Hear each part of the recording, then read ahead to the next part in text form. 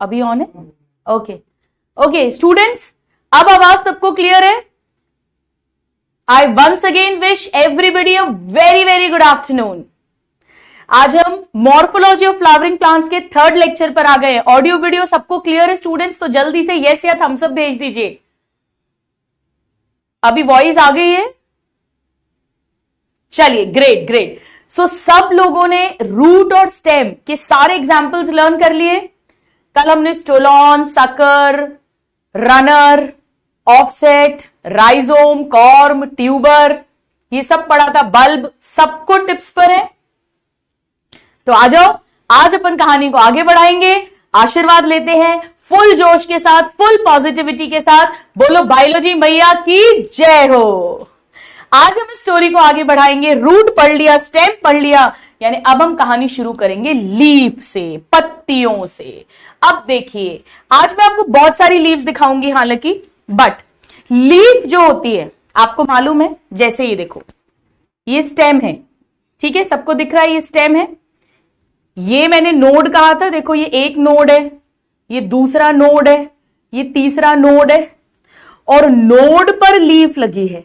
Leaf कहां लगती है? साइड में लगती है, यानी लीफ कैसी है? लेटरल। पहला पॉइंट क्या है? लेटरल। भूलोगे तो नहीं, साइड में लगती है, सबने पत्तियां देखी हैं। और लीफ चपटी होती है, कभी भी ऐसी मोटी गब्दुल लीफ नहीं होती है, यानी फ्लैटेंड। और लीफ ग्रीन कलर की है, इसी में फोटोसिंथेसिस होने वाला है। तो मैंने क्या कहा? मैंने कहा कि पत्ती लेटरल है, फ्लैट है, स्टेम पर लगी है, नोड पर, और यही वो ऑर्गन है, इसका रिप्रोडक्शन से लेना देना नहीं है, वेजिटेटिव ऑर्गन, जहां पर फोटोसिंथेसिस होगा। क्या क्या कह दिया मैंने? आइए उसको लिख लेते हैं। लिखिए। सो लीफ चपटी, एक एक शब्द एनसीईआरटी का है। फ्लैटेंड, लेटरल लगी हुई है, लेटरल साइड्स में है। कहां पर है? स्टेम पर, बोर्न ऑन स्टेम। लेटरल है, चपटा है, स्टेम पर है। आ जाओ और दिखा देती हूं आपको, और पत्तियां देख लो आप। ये देखो, ये देखो स्टेम या उसकी ब्रांच, ये देखो node, node, node, node, node, जहां जहां लीफ लगी है वो नोड है। साइड में है, लेटरल है, चपटी है, स्टेम पर लगी हुई है, फोटोसिंथेसिस करेगी और नोड पर डेवलप होती है।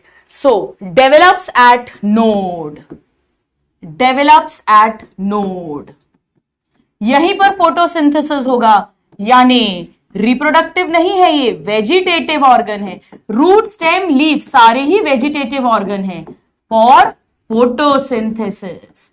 हर शब्द याद हो गया, अब तो गड़बड़ नहीं होगी किसी की भी। तो फोटोसिंथेसिस, फ्लैटेंड, लेटरल, स्टेम पर लगी है, नोड पे डेवलप होती है। अब कैसे अरेंज्ड होती है? आ जाओ एक चीज और समझते हैं। जैसे फॉर एग्जाम्पल, कभी भी आप देखना, इसमें देखो, यहां देखो, जितनी बड़ी पत्ती है यानी पुरानी, वो नीचे रहती है, और ऊपर छोटी छोटी पत्तियां आएंगी। इसको देखो स्टूडेंट्स ध्यान से, इस पर फोकस करो, इस वाली ब्रांच पे। ये देखो ऊपर वाली पत्ती, देखो ये वाली कितनी छोटी सी है, कितनी छोटी है ये यंगर लीफ है, छोटी होती है, ऊपर की तरफ होती है और नीचे बड़ी होती है। इसे बोलते हैं एक्रोपीटल मैनर में अरेंज होना, यानी बड़ी पत्ती हमेशा नीचे है, पुरानी है, बड़ी है, नीचे है, बेस पर है, और जैसे जैसे नई पत्तियां बनेंगी ऊपर बनती जाएंगी। तो हम क्या कहेंगे यहां पर? अरेंज्ड इन, कैसे लगी होती हैं पत्तियां?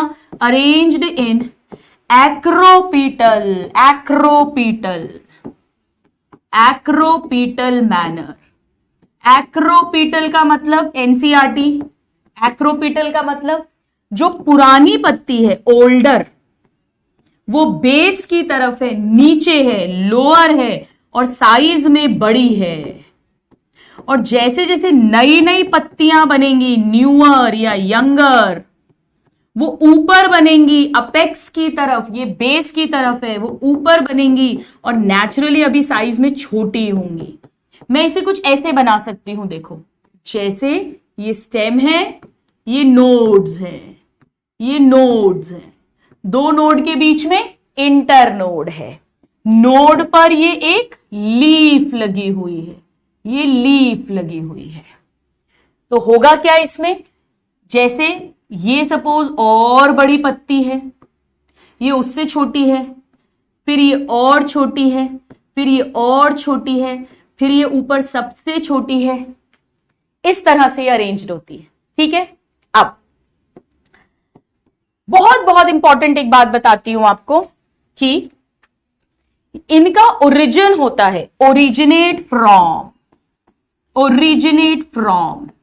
अब अभी हो सकता है सबको समझ नहीं आए ये बात, एनाटॉमी वाले चैप्टर के बाद और अच्छे से आएगी। Shoot apical meristem, shoot apical meristem. सारी एनसीईआरटी की लाइंस आपको टिप्स पे करवा रही हूं, समझो ध्यान से। डायग्राम मत बनाना, कोई प्रॉब्लम नहीं है। देखो होता क्या है, जैसे ये शूट है और ये रूट है, मैंने कहा था ये रूट का बेस है, ये रूट की टिप है इधर, और ये शूट का बेस है और ये शूट की टिप है। टिप मतलब अपेक्स। तो मैंने आपसे कहा था यहां रूट कैप होगी और इधर मेरिस्टेमेटिक जोन है, मेरिस्टेम। इसे रूट अपाइकल मेरिस्टेम बोलते हैं, जो रूट की टिप पे मेरिस्टेम है। और ये शूट है, यहां जो मेरिस्टेम होगी इसे शूट अपाइकल मेरिस्टेम कहते हैं। होता क्या है, ये मान लो शूट अपाइकल मेरिस्टेम अभी यहां पर है, यानी मेरिस्टेमेटिक सेल्स हैं, तो यही डिवाइड कर करके पत्ती बना देंगे। ठीक है, अब ये और लंबी हो जाएगी, डिवाइड कर करके लंबा हो गया, तो अब यही मेरिस्टेम यहां पहुंच गई, अब ये यहां पत्ती बना देंगे। यानी पत्ती बनती किससे है, कोई भी स्ट्रक्चर किससे बनेगा पेड़ में, मेरिस्टेमेटिक टिश्यू से। मेरिस्टेमेटिक टिश्यू ही फिर परमानेंट हो जाएगा, पैरेन्काइमा, जाइलम, फ्लोएम, जिससे लीफ बनेगी। तो मेरिस्टेम कौन सी वाली, शूट अपाइकल मेरिस्टेम से लीफ बनती है, नोड पर डेवलप होती है, फोटोसिंथेसिस करती है, चपटी है, लेटरल है और स्टेम पर हमें मिलती है। ठीक है, अब मैंने आपसे क्या कहा था कि इस एंगल को क्या बोलते हैं, ये स्टेम है, ये लीफ है, इस एंगल को एक्सिल कहा था, और यहां पर हमेशा बड मिलती है, बड, इसे हमने एक्सिलरी बड कहा था, याद आ रहा है सबको। यानी लीफ का जो एक्सिल है वहां पर हमेशा एक बड मौजूद होती है। सो लीफ बियर्स अ बड, और वो कौन सी बड है हम जानते हैं, axillary bud, in its axil. उसका जो एक्सिल है, एक्सिल मतलब स्टेम और लीफ के बीच में जो एंगल बनता है उसमें हमेशा एक कली रहती है, कली में क्या है, वही मेरिस्टेमेटिक टिश्यू रहता है। और ये बड बाद में ब्रांच बना देती है, कुछ कुछ बड फ्लावर भी बनाती हैं, पर एनसीईआरटी ने लिखा है which later develops into a branch. इसी से पेड़ की स्टेम की शाखा बन जाएगी, ऐसे करके भविष्य में यहां पे एक ब्रांच बन जाएगी। ठीक है, देखो आपको एक्सिल पोजीशन भी अच्छे से दिखा देती हूं। ये पत्ती देखिए, ये देखो, ये स्टेम है पूरा, दिख रही है, ये नोड है, ये नोड है, ये लीफ है, लेटरल फ्लैट, ये जो एंगल बना, ये जो एंगल बना, स्टेम और लीफ के बीच में जो एंगल बना। डन हो गया अच्छे से। एक एक वर्ड लिख लो, एक एक शब्द पे क्वेश्चन आता है। अब हर लीफ के 3 हिस्से होते हैं। सो नेक्स्ट लिखिए, parts of leaf, parts of a leaf. 3 parts होते हैं, 3 पार्ट्स, 3 पार्ट्स। पहले मैं डायग्राम बनाती हूं, फिर अपन थ्योरी लिख लेंगे। ठीक है, चल। जैसे फॉर एग्जाम्पल सपोज करो ये स्टेम है, फिर से बना लेते हैं, ये नोड्स है, ये नोड्स है। सबसे पहले लीफ में एक बेस होता है, ये बेस है, ये बेस है। फिर एक डंडी होती है, पीटियोल कहते हैं इसे, पीटियोल, पीटते हैं, जैसे मम्मी डंडी से पीटती है तो पीटियोल।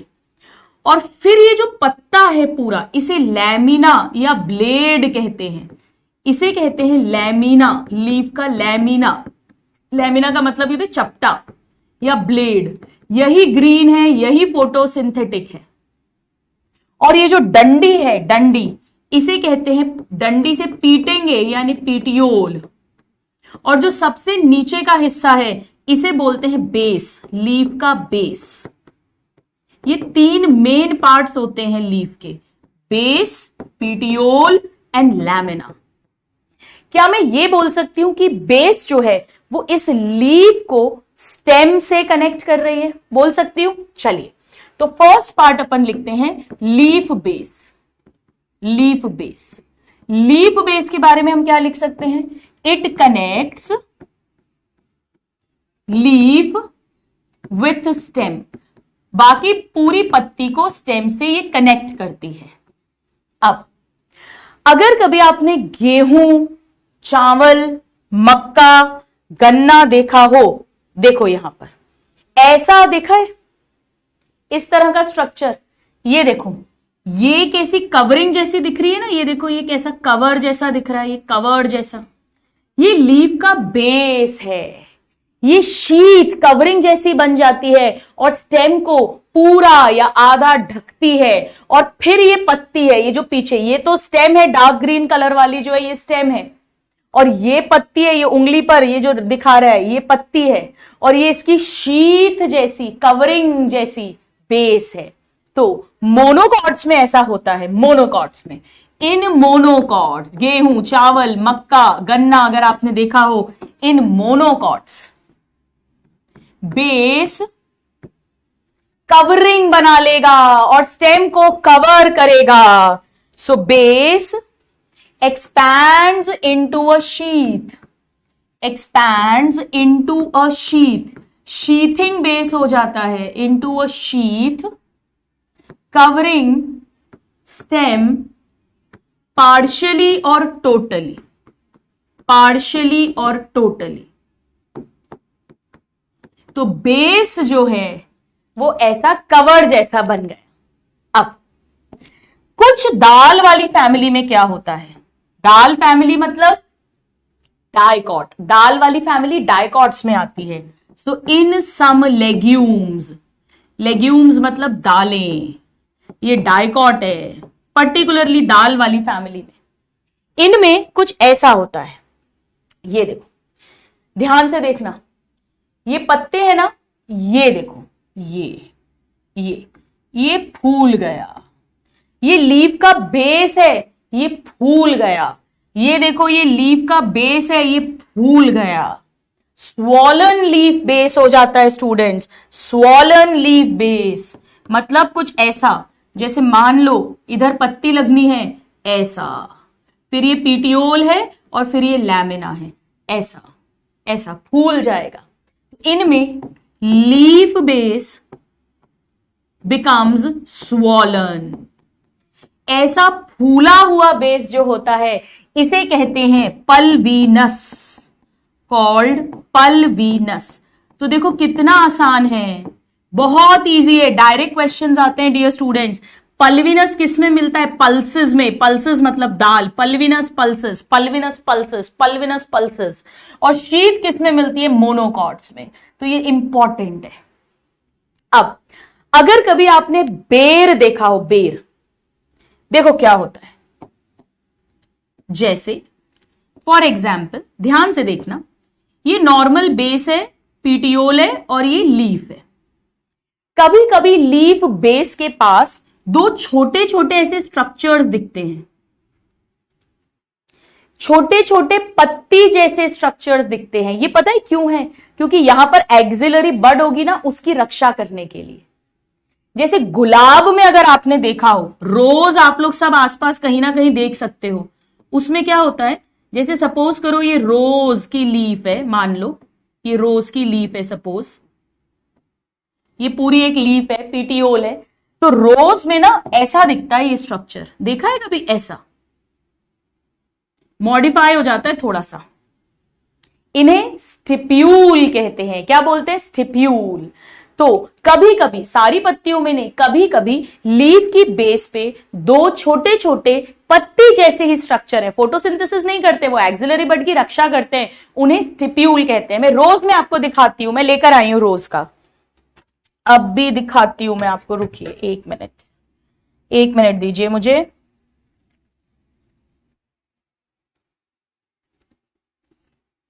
मैं आपको रोज वाला तो दिखा दूंगी, वो मेरे पास में है।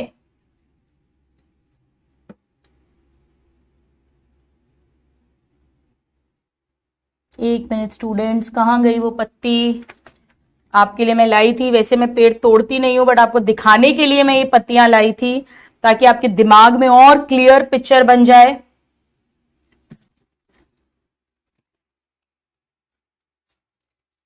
ये रही, देखो।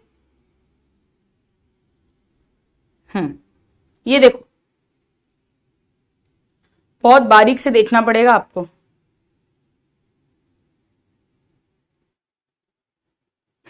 ये देखो, ये तो स्टेम है, ठीक है, ये लीफ लगी हुई है, ये लीफ है, ये पूरी, ये एक लीफ है, अभी सिखाऊंगी आपको, कंपाउंड लीफ होती है।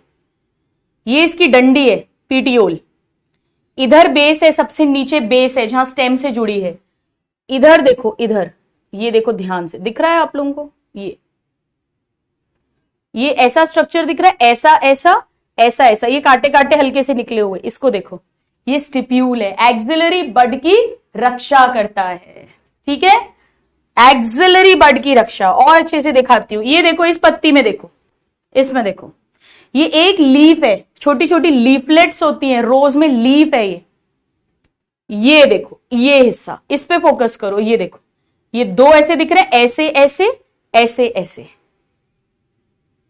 दिखा? ये स्टिप्यूल है। तो पत्ती में हमेशा जरूरी नहीं है, बट हो भी सकता है, लीफ बेस पर मे बियर, हो सकती है, मे बियर टू लेटरल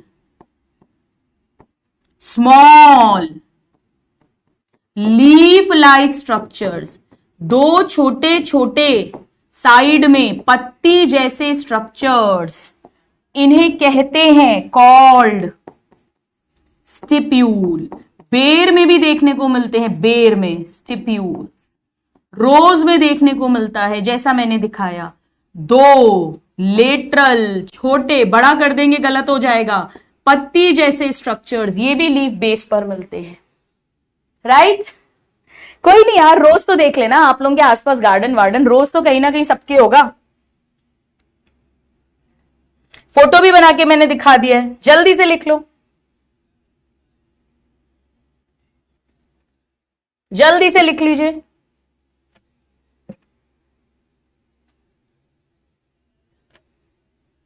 चलो, बस ये 4 पॉइंट्स याद रखने हैं। तो लीफ बेस में 4 पॉइंट्स याद रखने हैं। पहला, लीफ के लैमिना को, मतलब लीफ को स्टेम से कनेक्ट करेगा। दूसरा, मोनोकॉट्स में शीथिंग हो जाता है, कुछ लेग्यूम्स के अंदर फूल जाता है यानी पल्विनस हो जाता है, और कुछ लीव्स में बेस पर दो छोटे छोटे पत्ती जैसे स्ट्रक्चर्स हो सकते हैं जिन्हें स्टिप्यूल्स कहते हैं।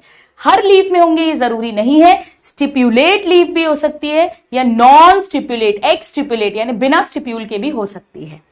चलो, अब ये देखो, ये पल्विनस मैंने आपको दिखा दिया अच्छे से डाल का, और ये शीथिंग बेस दिखा दिया, लीफ बेस भी आपको मैंने दिखा दिया। चलो, अब नेक्स्ट सेकेंड लिखिएगा, पीटियोल यानी लीफ की डंडी, पीटियोल। पीटियोल क्या कर रहा है, आ जाओ देखते हैं। पीटियोल जो है वो लैमिना को बेस से कनेक्ट कर रहा है। So it connects lamina with base, lamina with base, leaf lamina को लीफ की बेस से कनेक्ट कर रहा है। पीटियोल कैसा होना चाहिए? देखो, ये पत्ती की डंडी हमेशा लंबी पतली फ्लेक्सिबल होती है। कैसी होती है? लंबी पतली फ्लेक्सिबल, लंबी पतली flexible, long thin flexible, long thin flexible. इसे शॉर्ट कर देंगे, थिक कर देंगे, स्टिफ कर देंगे, गलत हो जाएगा। आज समझो ये ऐसी क्यों होती है। कोई भी ले लो, जैसे ये लिया मैंने, ये देखो डंडी हमेशा पतली लंबी फ्लेक्सिबल, पतली लंबी फ्लेक्सिबल। इसका क्या काम है, नेचर ने क्यों बनाया है, समझो। इसके कारण से ये जो लीफ है ना, ये ऐसे लाइट की तरफ ऊपर हो जाती है ताकि ज्यादा लाइट पड़े, ज्यादा फोटोसिंथेसिस हो।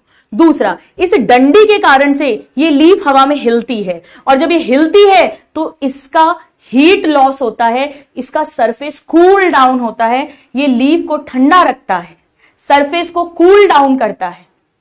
तो पीटियोल का क्या काम है, देखो फिर से एक और दिखा देती हूं आपको, कोई भी पत्ती देख लो आप, जैसे ये है, इसका पीटियोल देखो छोटा है बट है पीटियोल, ये रहा पीटियोल इसका। पीटियोल इसको ऊपर रखता है लाइट की तरफ, holds the blade to light, ताकि ज्यादा से ज्यादा सनलाइट आए और ज्यादा से ज्यादा फोटोसिंथेसिस हो।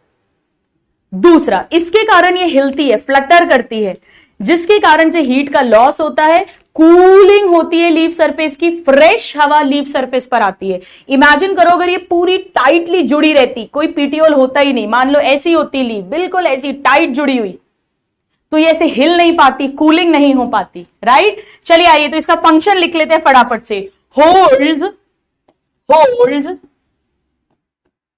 होल्ड्स लीफ ब्लेड और लैमिना टू लाइट, ये ऊपर करके रखती है लाइट की तरफ, इस लैमिना को उठाकर रखती है ताकि ज्यादा से ज्यादा लाइट आ सके। जल्दी से लिख लो, जल्दी से लिख लो।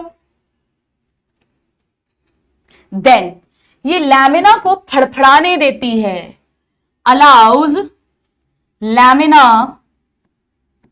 टू फ्लटर इन विंड, हवा में फ्लटर, फ्लटर मतलब फड़फड़ाना, फ्लटर इन विंड।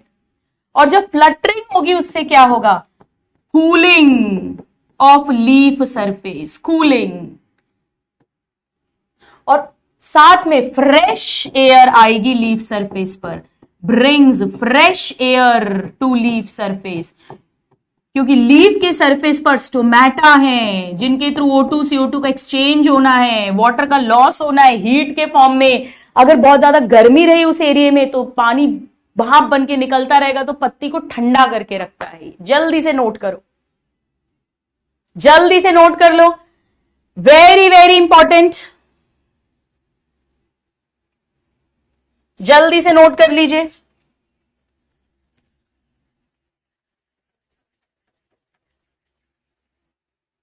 चलो अब आ जाते हैं थर्ड पार्ट पे, विच इज लैमिना। आइए थर्ड पार्ट। तो हमने बेस में क्या क्या याद रखा, बहुत आसान है, 4 पॉइंट्स। बेस स्टेम को लीफ से जोड़ता है, मोनोकॉट्स में शीथिंग हो जाता है, कुछ दालों में फूल के पल्विनस हो जाता है, पल्विनस पल्सेस, और बेस पर 2 छोटे छोटे लीफ जैसे स्ट्रक्चर्स हो सकते हैं लेटरली, जिन्हें स्टिप्यूल कहते हैं। देन पीटियोल में हमने क्या याद रखा, पीटियोल लंबा पतला फ्लेक्सिबल होगा, ये बेस को लैमिना से कनेक्ट करता होगा, ये ब्लेड को ऊपर हाई होल्ड करेगा ताकि सनलाइट आए, और ये उसको फड़फड़ाने देगा पत्ती को ताकि उसके सरफेस की कूलिंग हो जाए। अब आ जाओ तीसरा लिखते हैं, लैमिना, जो मेन हिस्सा है जहां फोटोसिंथेसिस होगा। तो लीफ लैमिना या लीफ ब्लेड की बात कर लेते हैं, लैमिना या ब्लेड। नाउ ये ग्रीन पार्ट यही है, यही फोटोसिंथेसिस होगा, ग्रीन, और ये पूरा ऐसा फैला हुआ है, चपटा फैला हुआ, यानी ग्रीन एक्सपैंडेड पार्ट है, ये एक्सपैंडेड पार्ट ग्रीन है, एक्सपैंडेड है, और यहीं पर फोटोसिंथेसिस होगा, साइट ऑफ फोटोसिंथेसिस। हम सब सीखेंगे धीरे धीरे, पूरा फोटोसिंथेसिस का चैप्टर भी पढ़ेंगे। अब इसमें एक चीज देखो, यहां पर ध्यान से, आपने पत्तियों में जरूर देखा भी होगा, ये देखो, ये एक लाइन दिख रही है आपको, और ये दिख रही है ऐसे, ये वेन्स और वेनलेट्स हैं। ये देखो उल्टा करके दिखाती हूं और अच्छे से दिखेगा, ये जो दिख रहा है, तो वेन और वेनलेट्स, और ये ज्यादातर एक बड़ी सी वेन होती है बीच में एकदम प्रोमिनेंट, मिड में है, मिड में, जैसे रीढ़ की हड्डी हो, इसे मिड रिब कहते हैं। ये सब भी पीटियोल और बेस में नहीं था, तो वेन और वेनलेट्स कहां मिलती हैं, इसी लैमिना में, वेन्स एंड वेनलेट्स, वेन बड़ी हो गई, वेनलेट्स छोटी हो गई, ये सब भी लैमिना में प्रेजेंट है, वेन एंड वेनलेट्स प्रेजेंट। क्या काम है वेन और वेनलेट्स का, समझो। देखो इस पत्ती को अगर मैं आपसे बोलूं इसको फाड़ दो, इसको तोड़ दो, तो आप कहां से तोड़ोगे, आप हमेशा यहां से तोड़ोगे, क्योंकि ये हिस्सा पतला है, क्योंकि यहां पर कोई वेन या वेनलेट्स नहीं है। पर अगर मैं यहां से तोड़ने को बोलूंगी बिल्कुल इससे, तो थोड़ी मुश्किल होगी। तो वेन और वेनलेट्स लीफ को कड़क बनाती है, रिजिड बनाती है, ताकि आसानी से टूटे नहीं लैमिना को। सो पहला है provide rigidity to lamina, rigidity to lamina. ये पहला फंक्शन है वेन एंड वेनलेट्स का।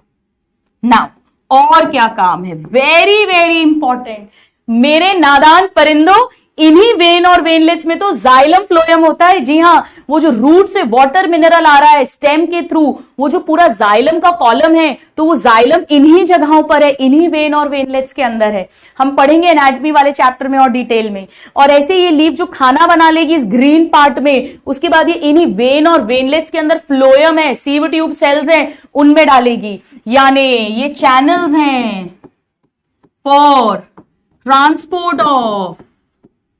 ट्रांसपोर्ट ऑफ वाटर मिनरल्स जो जाइलम के थ्रू जाएंगे, एंड फूड जो फ्लोएम के थ्रू जाएगा। जी हां, जाइलम फ्लोएम इन्हीं वेन और वेनलेट्स में मिलते हैं। जल्दी से लिखिए, very very important, very very important.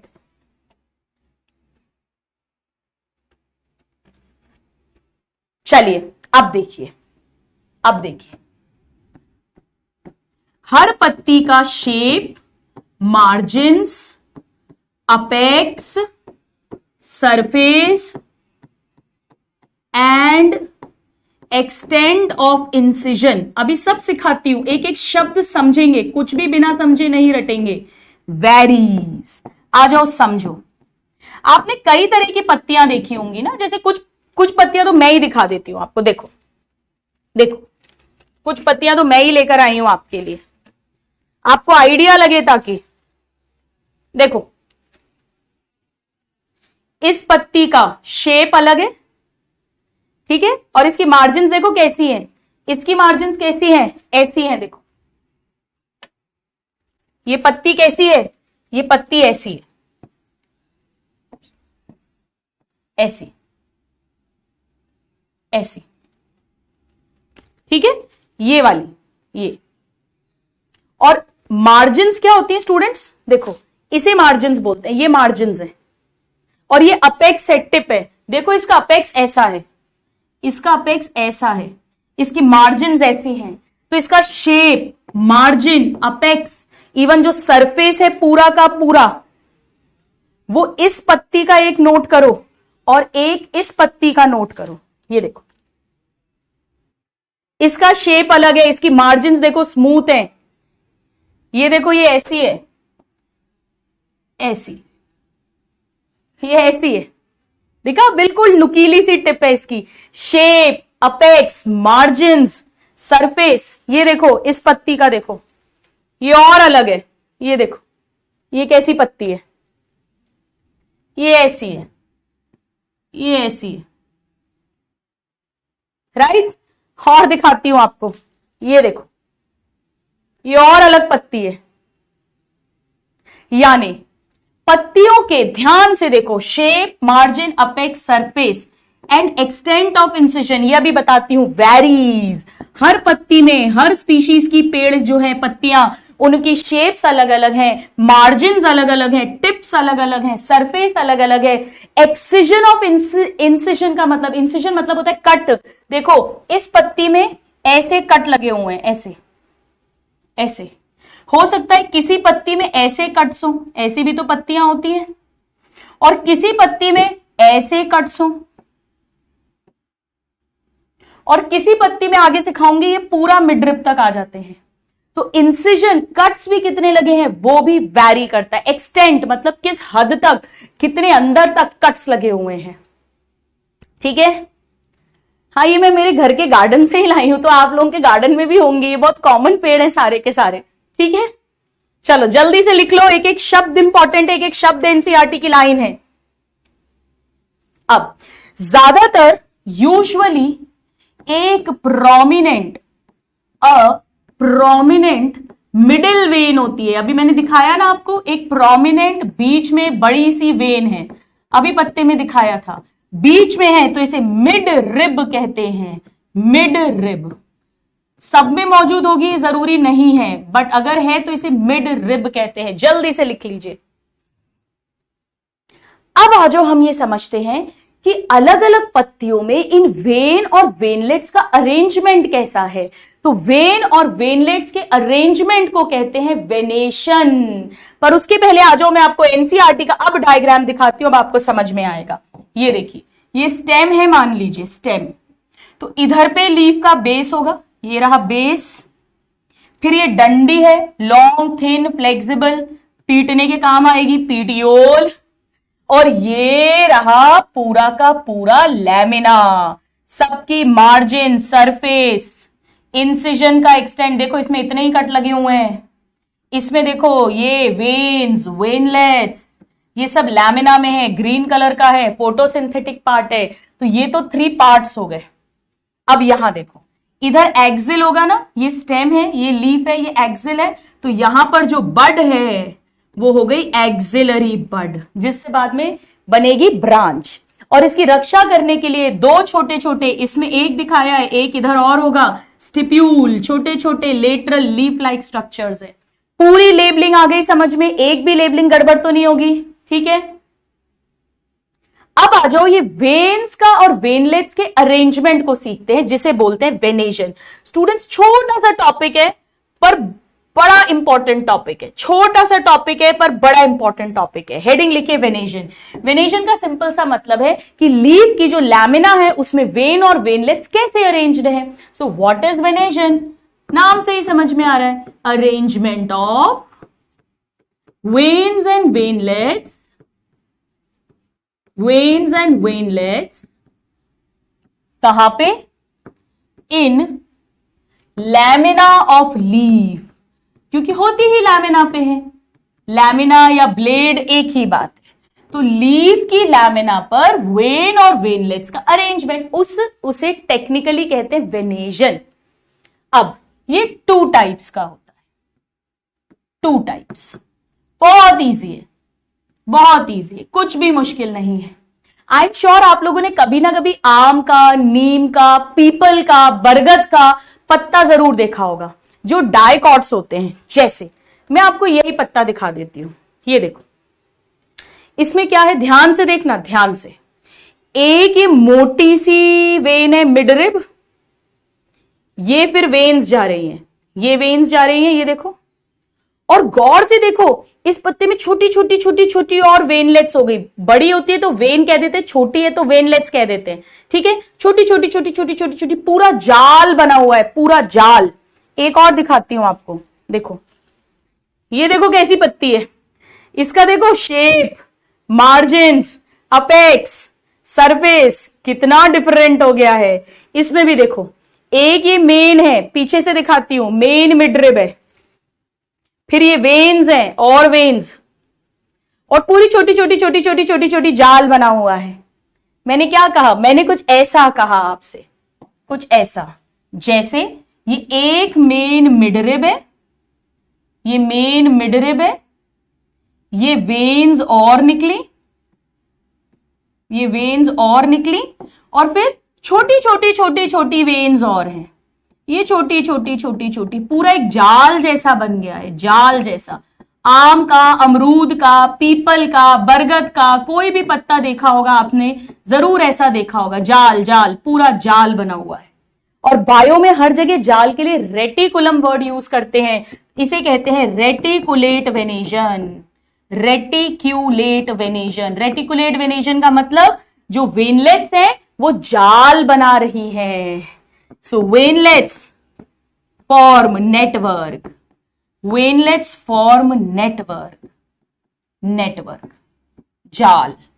ऐसा ज्यादातर डाइकॉट्स में देखने को मिलता है, मोस्ट डाइकॉट्स।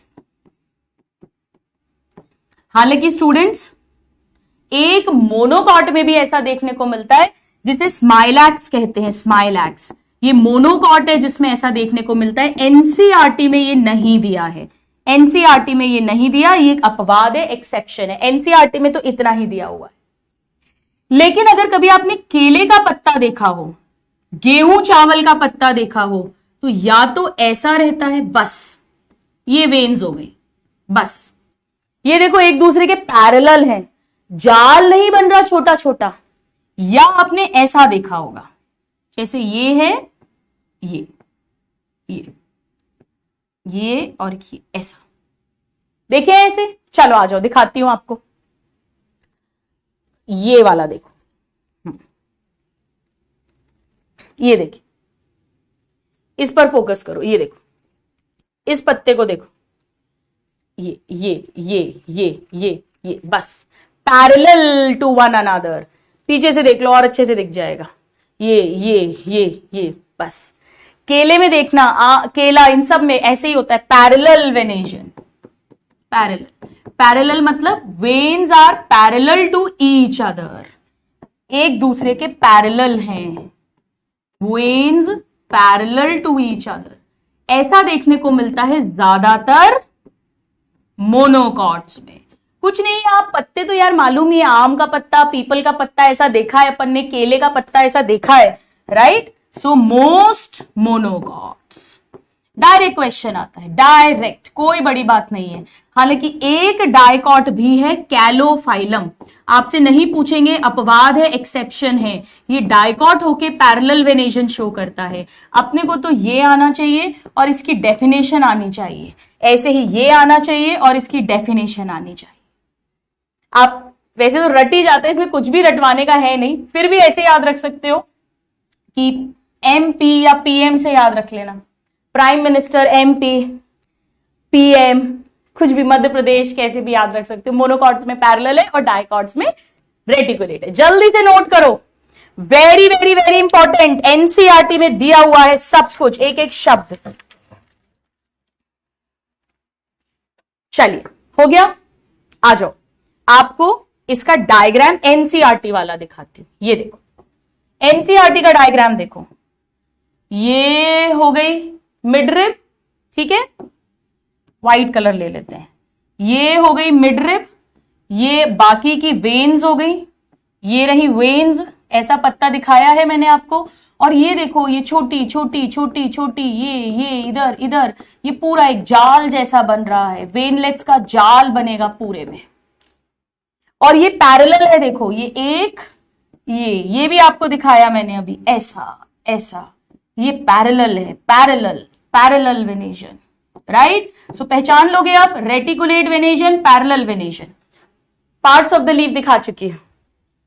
अब ये लीव्स स्टेम पर अरेंज कैसे होती हैं, हेडिंग लिखो, लीव्स स्टेम पर अरेंज कैसे होती हैं, समझो।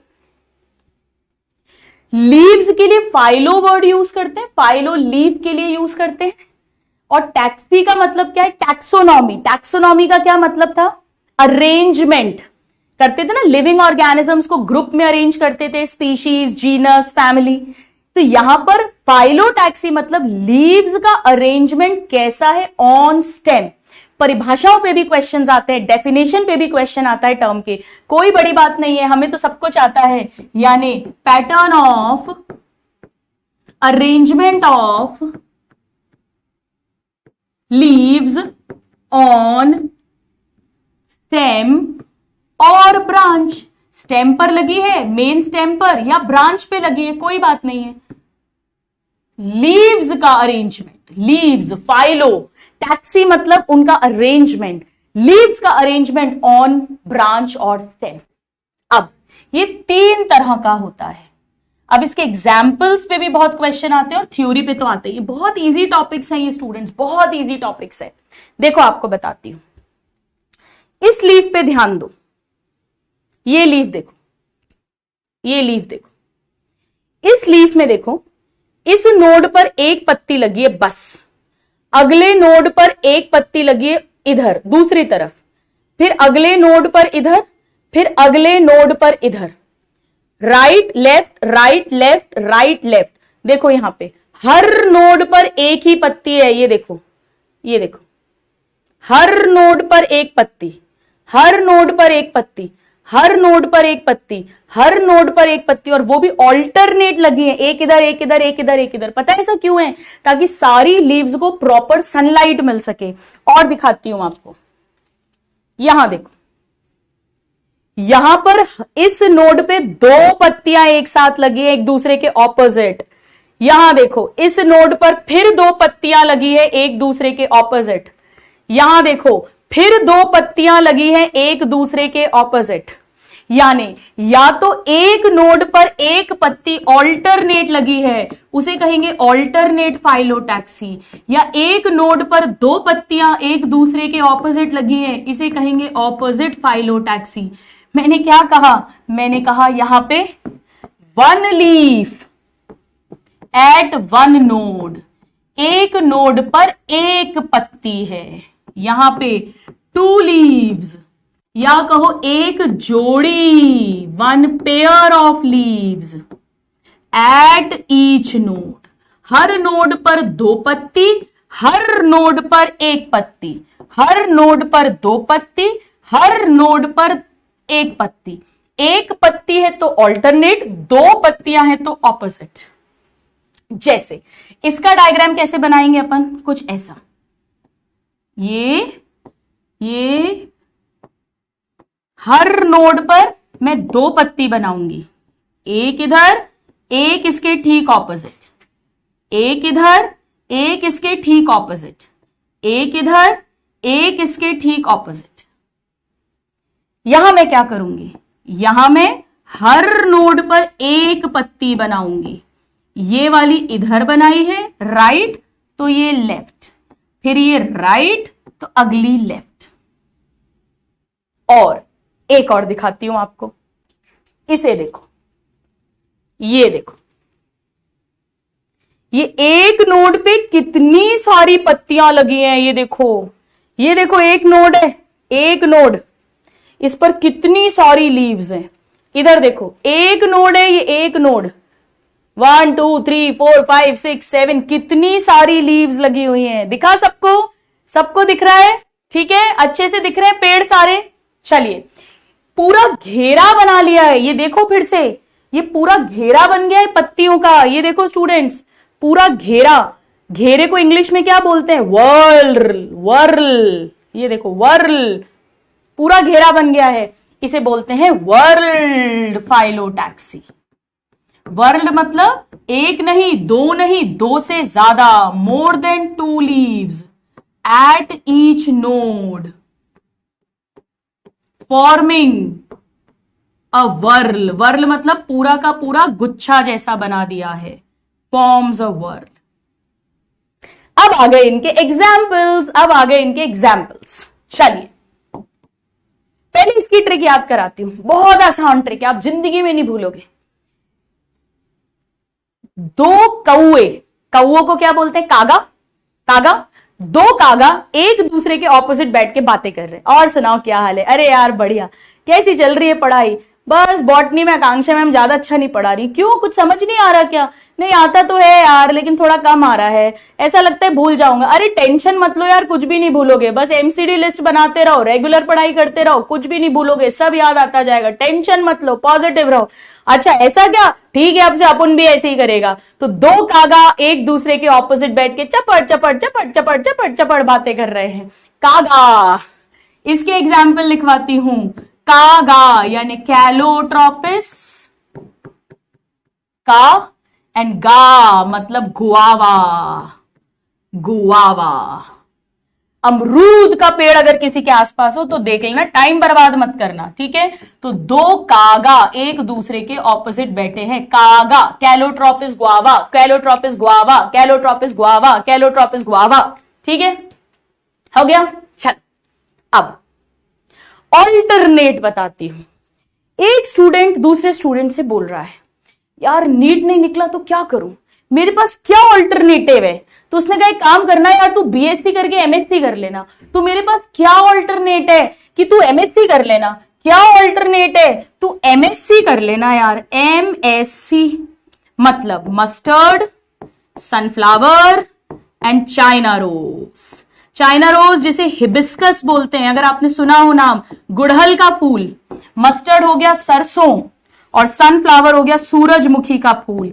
तो ऑल्टरनेट क्या है? ये छोटी छोटी टिप्स लिख लिया करो, ये बहुत हेल्प करती है एग्जाम में। ऑल्टरनेट क्या है कि तू एमएससी कर ले, वैसे किसी कोई ऑल्टरनेट नहीं, सारे डॉक्टर बन जाओगे। याद रखने का तरीका जल्दी से लिख लो। ऑल्टरनेट क्या है कि तू यार वो कर ले, क्या कर ले? एमएससी कर ले। ठीक है, तो दो कागा ऑपोजिट बैठकर बात कर रहे हैं। ऑल्टरनेट क्या है कि एमएससी कर लो। अब इसका एग्जाम्पल याद कराती हूं, पहले इसका डायग्राम बनाते हैं। इसका डायग्राम कुछ ऐसा बनेगा, ये देखो बहुत सारी पत्तियां लगेंगी इस पे, 1 2 3 4 5 6, ऐसी ढेर सारी। इसका एग्जाम्पल याद कराती हूं, मजे आ जाएंगे आप। देखो वर्ल का मतलब होता है घूमना, तो मैंने एक पत्थर हाथ में लिया यानी स्टोन, और मैंने घुमा के दिया। मैंने पत्थर स्टोन हाथ में लिया और मैंने घुमा के दिया, तो पत्थर लिया स्टोन यानी एल्स्टोनिया। एल्स्टोनिया कैसे याद रखोगे? स्टोन घुमा के दिया, स्टोन घुमा के दिया। हो गया याद? अच्छे से याद हो गया? ठीक है, तो स्टोन घुमा के दिया तो वर्ल हो गया एल्स्टोनिया। दो कागा ऑपोजिट बैठे हैं और ऑल्टरनेट क्या है कि भाई तू एमएससी कर ले। जल्दी से लिख लो, जल्दी जल्दी जल्दी, कम ऑन एवरीबॉडी।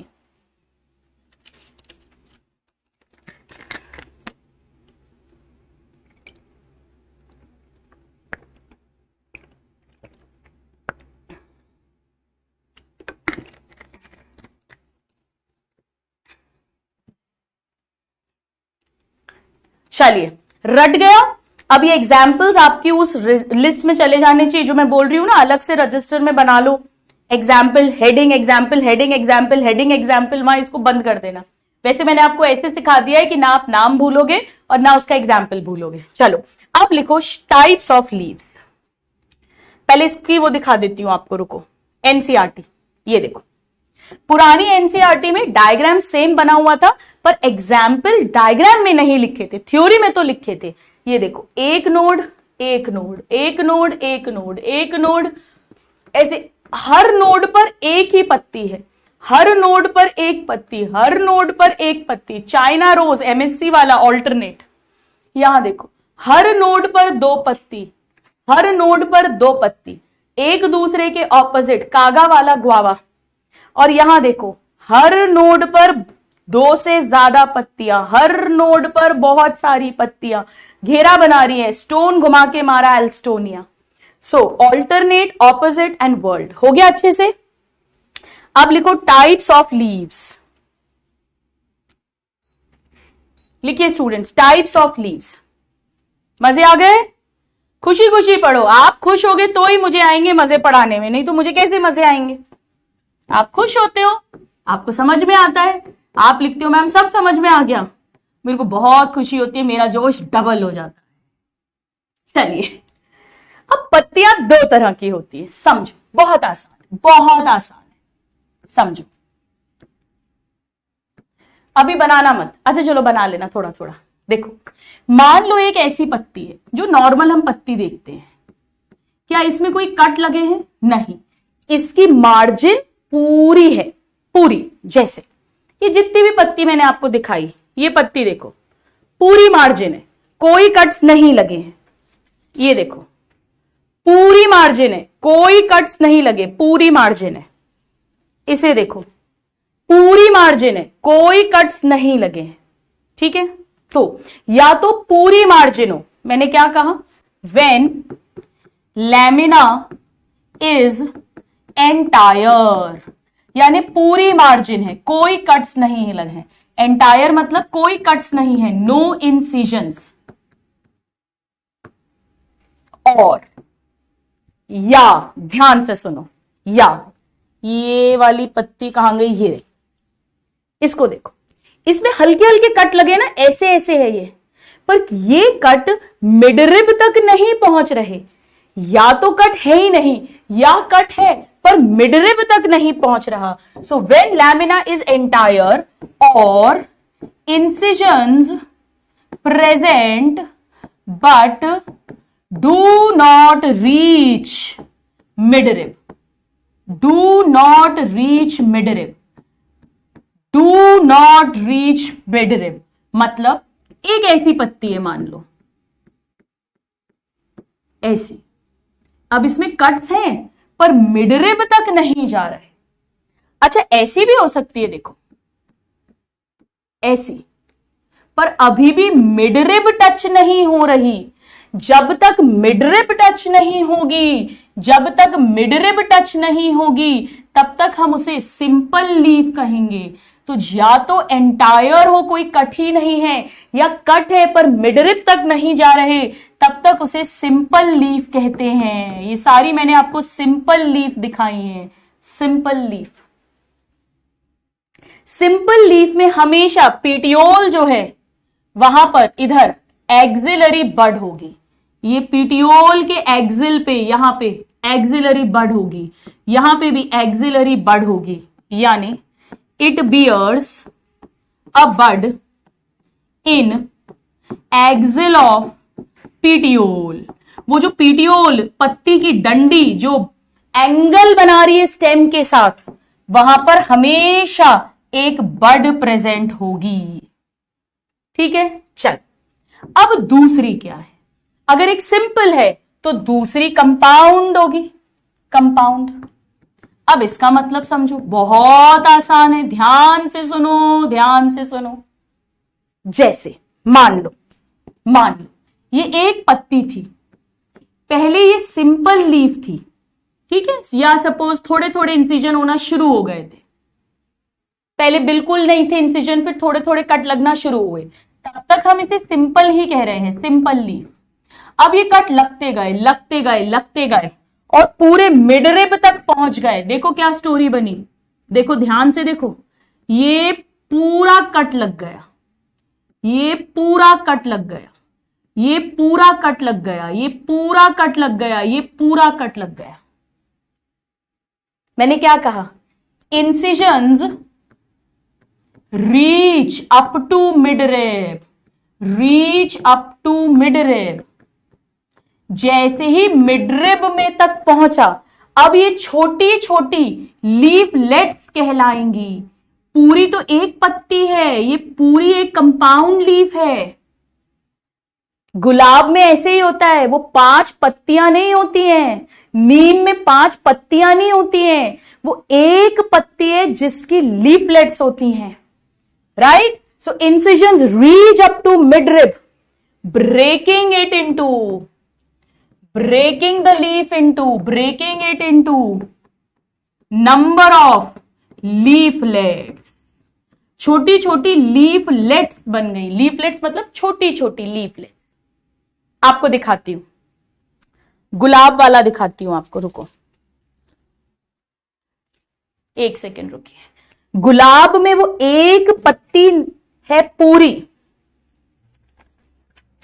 ये देखो, देखो ध्यान से, ये जो है ना, ये 1 लीफ है, ये 3 लीव्स नहीं है, ये 1 लीफ है जिसकी 3 लीफलेट्स हैं, क्योंकि पूरा इंसिजन मिडरिब तक पहुंच गया।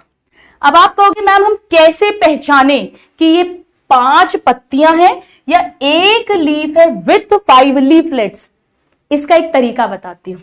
देखो यहां पर भी ये पीटियोल है, ये पीटियोल है, ये स्टेम है, यानी यहां एक्सिलरी बड होगी, वो तो हमेशा होगी, चाहे सिंपल लीफ थी तब भी थी, कंपाउंड लीफ है तब भी है। यानी ये लाइन मैं यहां भी लिख सकती हूं, bears a bud in axil of petiole.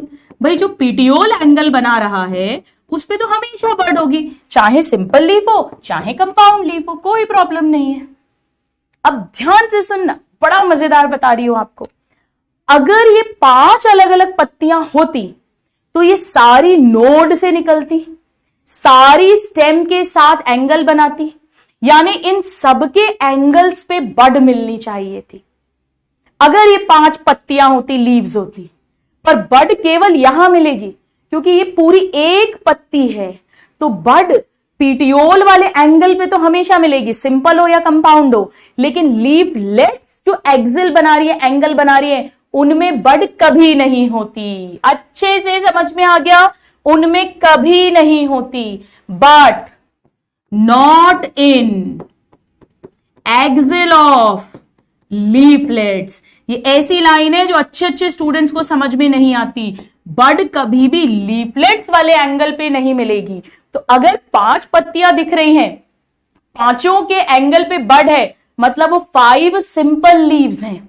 लेकिन अगर 5 लीव्स आपको दिख रही हैं पर बड केवल वो एक ही है, उनके एंगल्स पर लीफ नहीं है, मतलब वो पूरी एक पत्ती की 5 लीफलेट्स हैं। जितनों को समझ में आ गया जल्दी से यस या थम्स अप दे दो। तो ये हो गया सिंपल एंड कंपाउंड लीफ का बेसिक्स। 2 टाइप की लीव्स है, ठीक है। अब एनसीईआरटी, एक एक शब्द एनसीईआरटी का है। अब कंपाउंड लीव्स 2 तरह की होती हैं, आइए लिखते हैं। कंपाउंड लीव्स 2 टाइप्स की होती है। कंपाउंड लीव्स 2 टाइप्स है। कंपाउंड लीफ यानी इंसिजन मिडरिप तक पहुंचा है, लीफलेट्स बनी है, पीटियोल में बड होगी एंगल पे, लीफलेट्स पे बड नहीं होगी। वो सारे पॉइंट कॉमन है। क्या है? 2 तरीके, आ जाओ समझो। मान लो अगर सिंपल लीफ ऐसी थी, कैसी? ऐसी, ये नोड है, ये सिंपल लीफ थी, ये मिडरिप थी, एक ऐसी पत्ती थी, ये इसकी वेन्स थी, ठीक है, ये वेन्स थी, ऐसी थी, ऐसी सिंपल लीफ थी मान लो, सिंपल लीफ। अब इनमें कट्स लगना शुरू हुए और कट्स लग लग के जब पूरा इंसिजन हो गया, सपोज करो ऐसी स्टोरी बन गई, ध्यान से।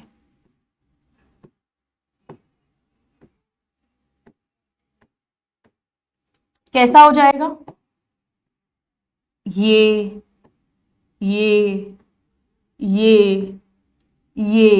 लीफलेट्स हैं, ये लीफलेट्स बन गए। ये ऐसा नहीं लग रहा जैसे चिड़िया का पर होता है, फेदर, ऐसा लग रहा है ना, फेदर जैसा। और फेदर को मैंने आपको पहले भी बताया है, पिन्ना बोलते हैं। तो इसे बोलते हैं pinnately compound leaf, pinnately compound leaf. गुलाब में ऐसा ही होता है, नीम की पत्ती में ऐसा ही होता है, पिन्नेटली कंपाउंड लीफ। पिन्ना ना ना ना ना ना ना नीम, कैसे याद रखोगे? ना ना ना ना नीम, पिन्ना नीम, पिन्ना नीम, पिन्ना नीम। हम क्या कह सकते हैं? यहां बहुत सारी लीफलेट्स हैं, अ नंबर ऑफ लीफलेट्स कहां लगी हुई हैं? Born on a common axis, born on a common axis. इस कॉमन एक्सिस को, ये क्या है स्टूडेंट्स? कॉमन एक्सिस ये है कॉमन एक्सिस, ये है, इस पर लगे हैं सारे लीफलेट्स। क्या है ये? मिडरिब है। This is what? मिडरिब, है ना? इसे कहते हैं रैशेस। अब हम इस मिडरिब को कह देंगे रैशेस। रैशेस क्या है? यही मिडरिब है। तो बहुत सारी लीफलेट्स एक कॉमन एक्सिस पर लगी हुई हैं, जिसे रैशेस कहते हैं। रैशेस क्या है? वही जो सिंपल लीफ का मिडरिब है, जो मेन मिडिल में प्रोमिनेंट वेन है, उसे ही नाम दे दिया रैशेस, उसे ही नाम दे दिया है रैशेस। ये इसे नाम दे दिया रैशेस। ये डंडी को बीच वाली, पर जैसी है चिड़िया के, पिन्ना जैसी है, इसीलिए पिन्नेट, न न न न न न। अब दूसरी सिचुएशन बताती हूं आप, दूसरी सिचुएशन देखो। मान लो सिंपल लीफ ऐसी होती, मान लो ऐसी पैरेलल वेनेशन वाली होती, मान लो ऐसी, ठीक है, मोनोकॉट होता, मान लो ऐसी पत्ती होती, सपोज ऐसी, ठीक है, ऐसी सिंपल लीफ होती, मान लो सिंपल लीफ। अब इसमें कट्स लगते, ठीक है। अब कट्स कैसे लगते? देखो, ये तो पीटियोल है, ये पीटियोल है, ठीक है, ये पीटियोल की टिप है, यहां पर ये वेन्स है, पैरेलल वेन्स थी। अब कट्स लगने शुरू हुए, इसमें कट्स लगने शुरू हुए, ऐसे ऐसे ऐसे, तो ये ऐसे बन गई, 1 2 3 4 5। इंसिजन्स यहां भी मिडरिप को टच कर रहे हैं, यहां भी बहुत सारी लीफलेट्स बन गई हैं, ये भी कंपाउंड लीफ है, यहां भी बड केवल यहां मिलेगी, यहां बड्स नहीं मिलेंगी, है कंपाउंड लीफ। पर ये हथेली जैसा नहीं लग रहा आपको? हथेली जैसा। ये पीटियोल है, ये इसका टिप है, ये 5 वेन्स निकली तो 5 लीफलेट्स बन गई। पाम जैसा, हथेली जैसा, इसे कहते हैं पामेटली कंपाउंड लीफ। पाम जैसी पामेटली कंपाउंड लीफ। तो एक है पिन्नेटली कंपाउंड लीफ, एक है पामेटली कंपाउंड लीफ। कितना आसान है, दोनों ही सिंपल लीफ से बनी है। सिंपल लीफ से का एडवांस फॉर्म कंपाउंड लीफ होता है, ताकि हवा वगैरह बीच से निकल जाए, पत्ता टूटता नहीं है, बहुत सारे फायदे हैं कंपाउंड लीव्स के। इसका एग्जाम्पल बहुत आसान है। आप कपड़े की शॉपिंग करने गए, आप कपड़े की दुकान पर गए, तो हाथ में लेकर देखते हैं ना अपन कपड़ा। मम्मियों को देखना, जैसी सिल्क की साड़ी निकालेंगे यूं देखती हैं, सिल्क असली सिल्क है भी कि नहीं है, टसर सिल्क है, मूगा सिल्क है, कौन सा सिल्क है, सिल्क है भी कि नहीं है। तो या तो सिल्क की चीजें पहनते हैं अपन, या कॉटन पहनते हैं। कॉमनली क्या पहनते हैं, सिल्क या कॉटन। तो सिल्क या कॉटन पाम में लेकर चेक करते हैं, सिल्क या कॉटन पाम में लेकर चेक करते हैं। जी हाँ, इसका एग्जाम्पल है सिल्क कॉटन का पेड़, उसमें ऐसी ही पत्ती मिलती है, सिल्क कॉटन। कितना इजी है, कभी जिंदगी में नहीं भूलोगे। Silk cotton palmate, silk cotton palmate. Silk और कॉटन को हाथ में पाम में लेकर चेक करते हैं, सिल्क कॉटन पामेट। और न न न न न न न न न न न न नीम है पिन्नेट। जल्दी से लिख लो, जल्दी से लिख लो। हम यहां क्या कह सकते हैं, leaflets attached at a common point, leaflets attached at a common point at tip of petiole, at tip of petiole, जो डंडी की टिप है, टिप ऑफ पीटियोल। देखो ध्यान से, यहां पॉइंट कॉमन नहीं है, ये इसका पॉइंट है, ये इसका पॉइंट है, ये इसका पॉइंट है, ये इसका पॉइंट है, ये इसका पॉइंट है, ये इसका पॉइंट है, या एक्सिस कॉमन है। यहां एक्सिस कॉमन है, पॉइंट कॉमन नहीं है। पर यहां तो ऐसा लग रहा है एक पॉइंट पे सारी लगी हैं। देखो एक पॉइंट पे, समझ में आया बेटा? ये कॉमन पॉइंट है, ये कॉमन एक्सिस है। जितनों को समझ में आ गया जल्दी से यस या थम्स अप दे दो। ये सारे एग्जाम्पल्स आपकी उस लिस्ट में चले जाने चाहिए। Alternate, opposite and whorled phyllotaxy के, palmately compound and pinnately compound leaves के। जल्दी से, come on everybody, quickly. Types of leaves हमने पढ़ लिया।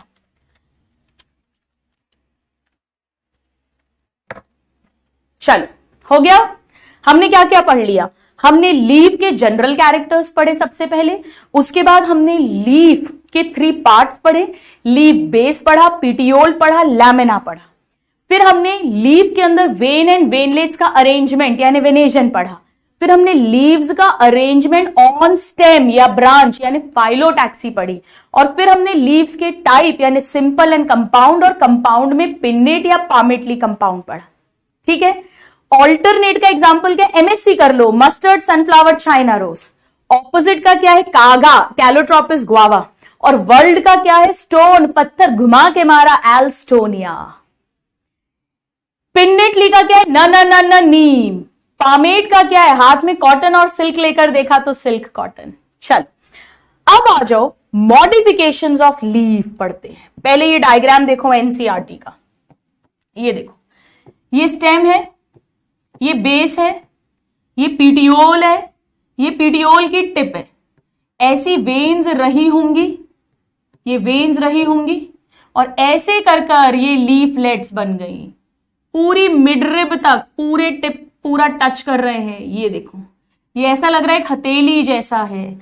सो this is silk cotton palmately compound leaf. Silk cotton palm में लेके देखते हैं, यहां एक कॉमन पॉइंट पर अटैच्ड है, पर यहां कॉमन एक्सिस पर अटैच्ड है। ये एक्सिस है, मिडरिब है, ये मिडरिब।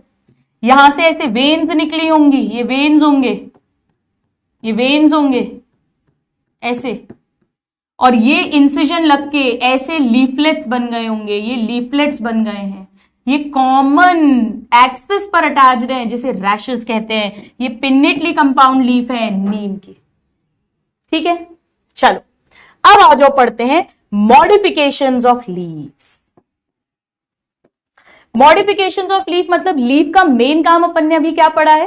फोटोसिंथेसिस। फोटोसिंथेसिस के अलावा अगर लीफ कुछ करती है, so function other than photosynthesis, function other than photosynthesis.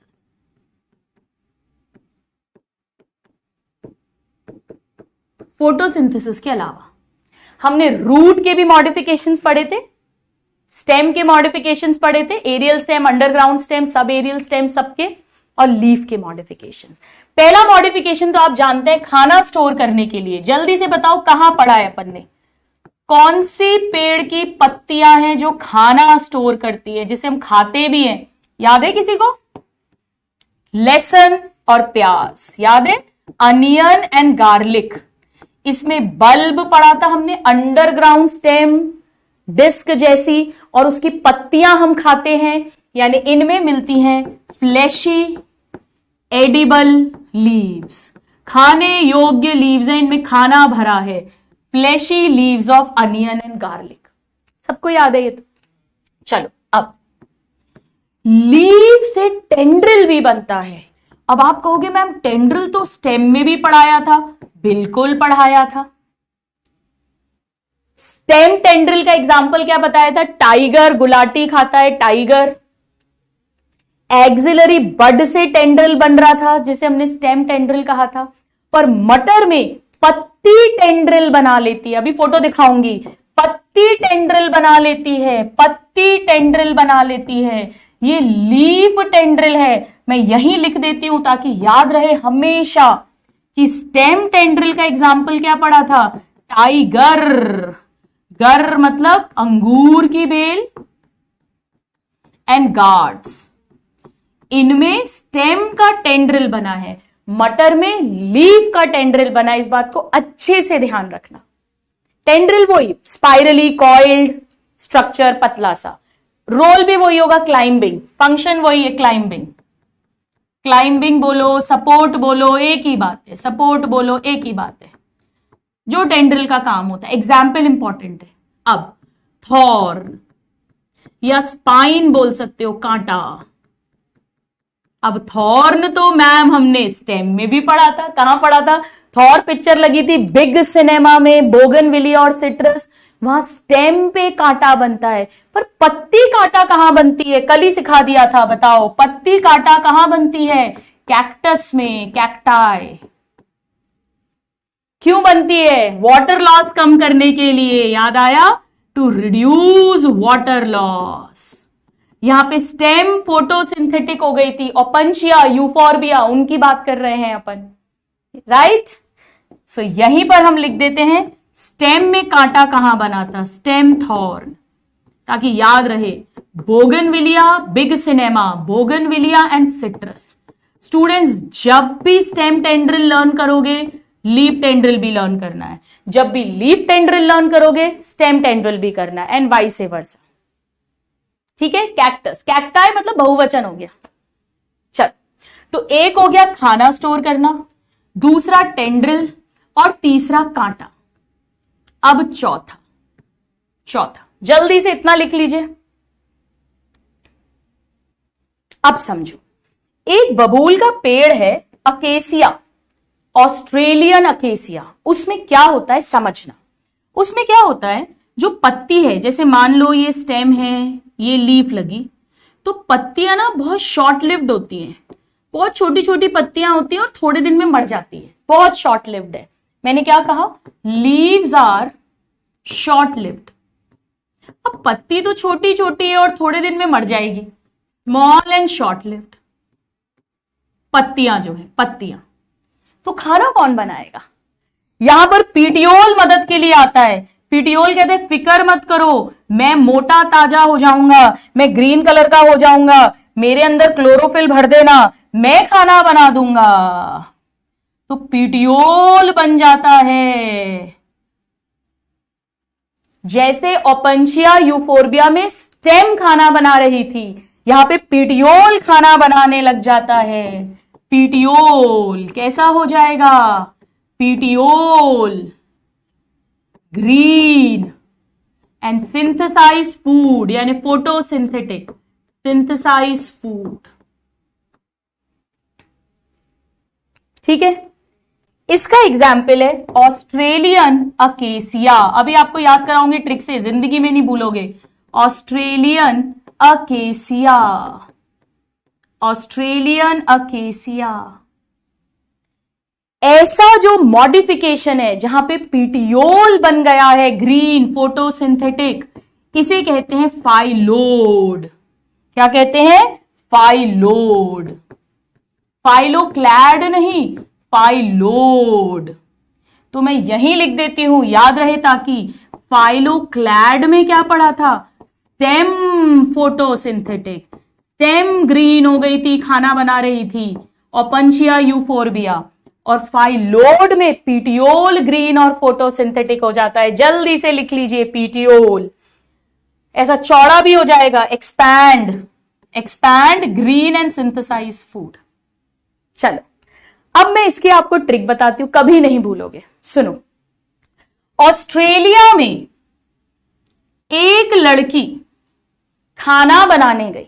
Australia में एक लड़की खाना बनाने गई, इतना गंदा खाना बनाया, पूरे घर को फूड पॉइजनिंग हो गई। तो उसकी खूब पिटाई लगाई, खूब पिटाई लगाई। अब बेचारी गार्डन में अकेली ही बैठी है। तो ऑस्ट्रेलिया में अकेली बैठी है, ऑस्ट्रेलिया में अकेली बैठी है, ऑस्ट्रेलिया में अकेली बैठी है। क्यों बैठी है? इतना गंदा खाना बनाया कि उसकी पिटाई हो गई। पिटाई मतलब पीटियोल, पीटियोल यहां खाना बनाएगा। ऑस्ट्रेलिया में अकेली बैठी है, ऑस्ट्रेलियन अकेसिया। कहानी खत्म। अच्छे से याद हो गया? ठीक है, डन। क्या हो रहा है इस पेड़ में? इस पेड़ की पत्तियां छोटी हैं, थोड़े ही दिन में मर जाएंगी, तो पेड़ कैसे जिंदा रहेगा? पीटियोल जिम्मेदारी लेगा, एक्सपैंड करेगा, क्लोरोफिल डेवलप हो जाएगा, ग्रीन कलर का हो जाएगा, सनलाइट पकड़ के खाना बनाएगा। चलो आ जाओ, पहले इन चार के आपको डायग्राम्स दिखाती हूं, फिर हम पांचवें मॉडिफिकेशन पर आएंगे। आइए देखिए, देखो यहां पे, ये देखो, ये देखो स्टूडेंट्स, टेंड्रल्स दिख रहे हैं आपको? ये देखो, ये देखो, ये लीफ के टेंड्रल्स हैं, ये लीफ टेंड्रलर हो रही है। ये देखिएगा, ये कांटे कांटे, ये लीव्स कांटा बन गई है। ओपनशिया यूफोरबिया कैक्टस में होता है, सरफेस एरिया कम हो जाए। और यहां देखो, ये नॉर्मल पत्ती है, ये छोटी छोटी है, थोड़े दिन में मर जाएगी, शॉर्ट लिव्ड है। तो ये स्टेम है, सपोज ये डंडी है इसकी, ये बेस होगी, ये डंडी, यानी पीटियोल मोटा हो गया है, ग्रीन फोटोसिंथेटिक। स्टॉक मतलब पीटियोल। ये ऑस्ट्रेलियन अकेसिया हो गया, ये फाइलोड हो गया, ये थॉर्न या स्पाइन हो गया, ये लीफ का टेंड्रिल हो गया। ये देखो, ये पत्ता है, पत्ते पे टेंड्रिल बन रहा है, पत्ते से टेंड्रिल बन रहा है, वहां स्टेम पे टेंड्रिल बन रहा था। ध्यान रखना, गड़बड़ नहीं होनी है, ठीक है। चलिए अब ये देखो, एनसीईआरटी का डायग्राम देखो, ये देखो लीफ टेंड्रिलर हो रही है, लीफ टेंड्रिलर हो रही है। ये लीफ कांटे बना रही है, स्पाइन्स बना रही है, ये लीफ कांटे बना रही है। और ये प्याज की फ्लैशी लीव्स जो हम खाते हैं फूड स्टोरेज के लिए, ठीक है। अच्छे से बना लिया सबने, देख लिया मतलब।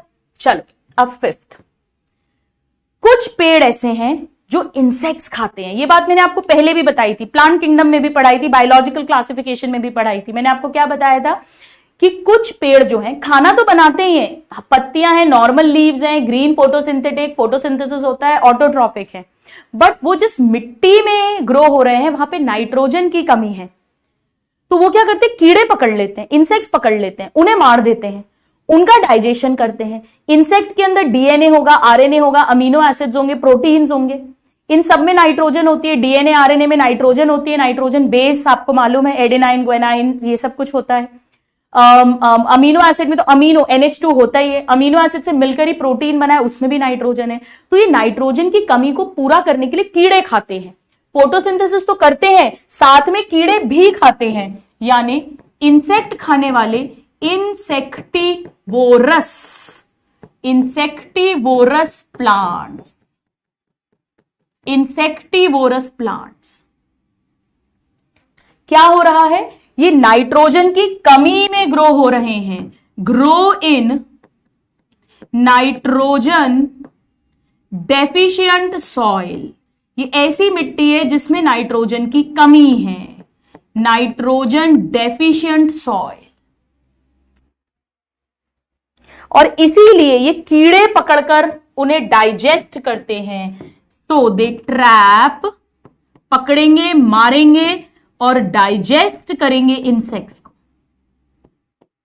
इनमें भी पत्तियां मॉडिफाई होंगी, कैसे अभी अपन डिटेल में जाएंगे। ठीक है, लिख लिया सबने, इतना मजे आ रहे हैं। चल, इंसेक्टिवोरस प्लांट्स के एग्जाम्पल्स लिखते हैं। आइए, आपके में नीचे जगह हो तो नीचे ही लिख लेना फ्लो चार्ट में, वरना अलग से लिख लेना।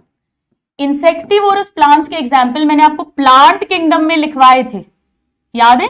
प्लांट किंगडम में पहला था नेपेंथिस खासियाना, नेपेंथिस खासियाना, खासी आना, खासी आना, खासी आना। इसे पिचर प्लांट भी बोलते हैं, घड़ा।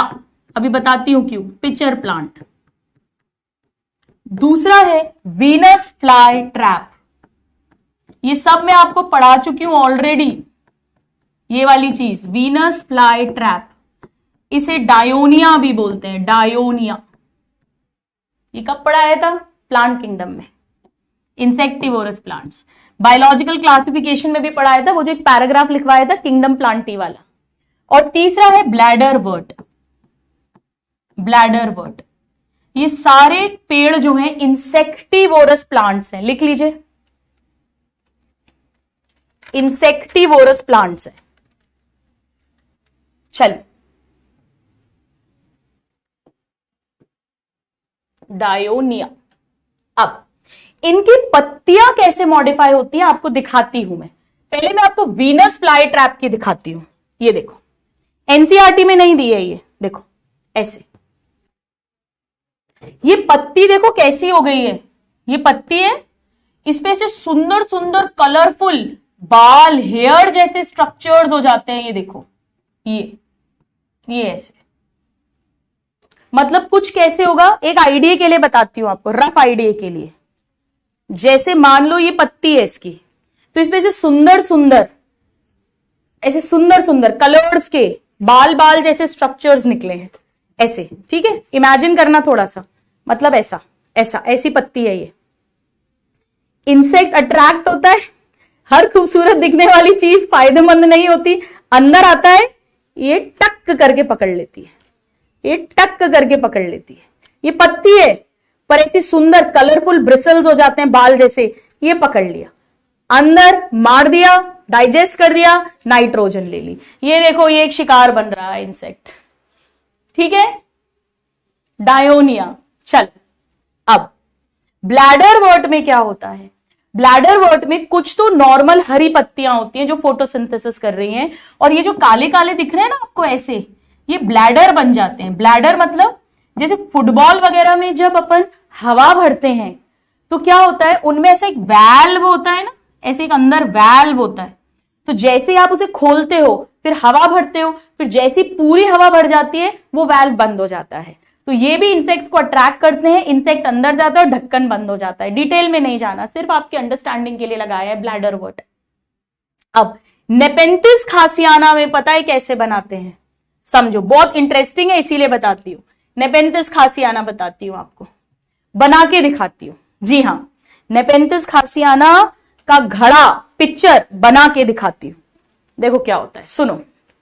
ये पत्ती है, ठीक है, ये पत्ती है, ये अपर सरफेस है, ये लोअर सरफेस है। पहले ये डिटेल पूछते थे, अब नहीं आती। ये पत्ती ऐसे लगी है, अपर लोअर। अपर को डॉर्सल भी बोलते हैं, लोअर को वेंट्रल भी बोलते हैं। अब यही पत्ती ऐसे घड़ा बना लेती है। ये घड़ा बन गया, ऐसे ही होता है, ये घड़ा बन गया। और ये जो इसका अपेक्स है, टिप, ये ढक्कन बन जाता है ऐसा, ये ढक्कन बन गया। ठीक है, ये पत्ती, ये घड़ा बन गया, ये अपेक्स, इससे इसका लिड, ढक्कन बन गया, लिड बन गई।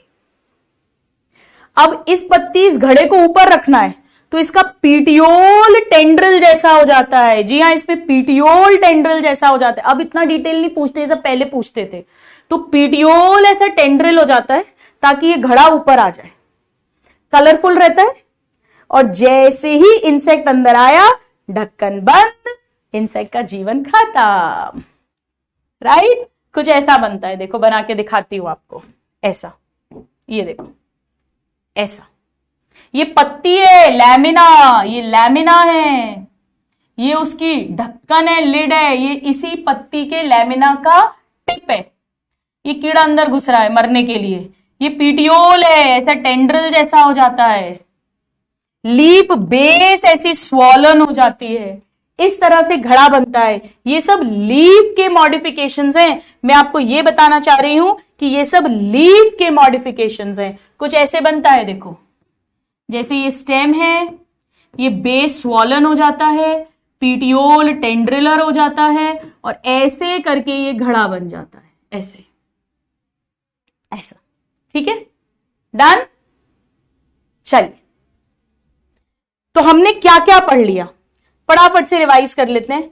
हमने क्या क्या पढ़ लिया? हमने लीफ के जनरल कैरेक्टर्स देख लिए, लीफ के 3 पार्ट्स देख लिए, वेनेजन देख लिया, फाइलोटैक्सी देख लिया, सिंपल एंड कंपाउंड लीफ देख लिया, एंड लीफ के मॉडिफिकेशंस देख लिए। जल्दी से इतना देख लो, फिर स्टोरी को आगे बढ़ाते हैं। कम on everybody, very very important, बहुत इंपॉर्टेंट पढ़ रहे हैं हम।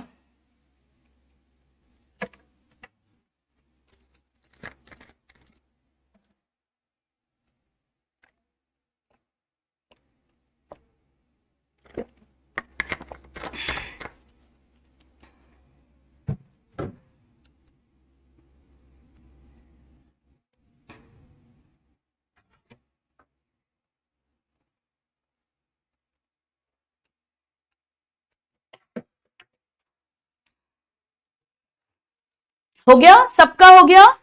चलिए, अब आ जाओ, नेक्स्ट हेडिंग लिखो, इनफ्लोरेसेंस। इनफ्लोरेसेंस लिखिए, इनफ्लोरेसेंस, इनफ्लोरेसेंस। समझो स्टूडेंट्स, फुल कॉन्सेंट्रेशन।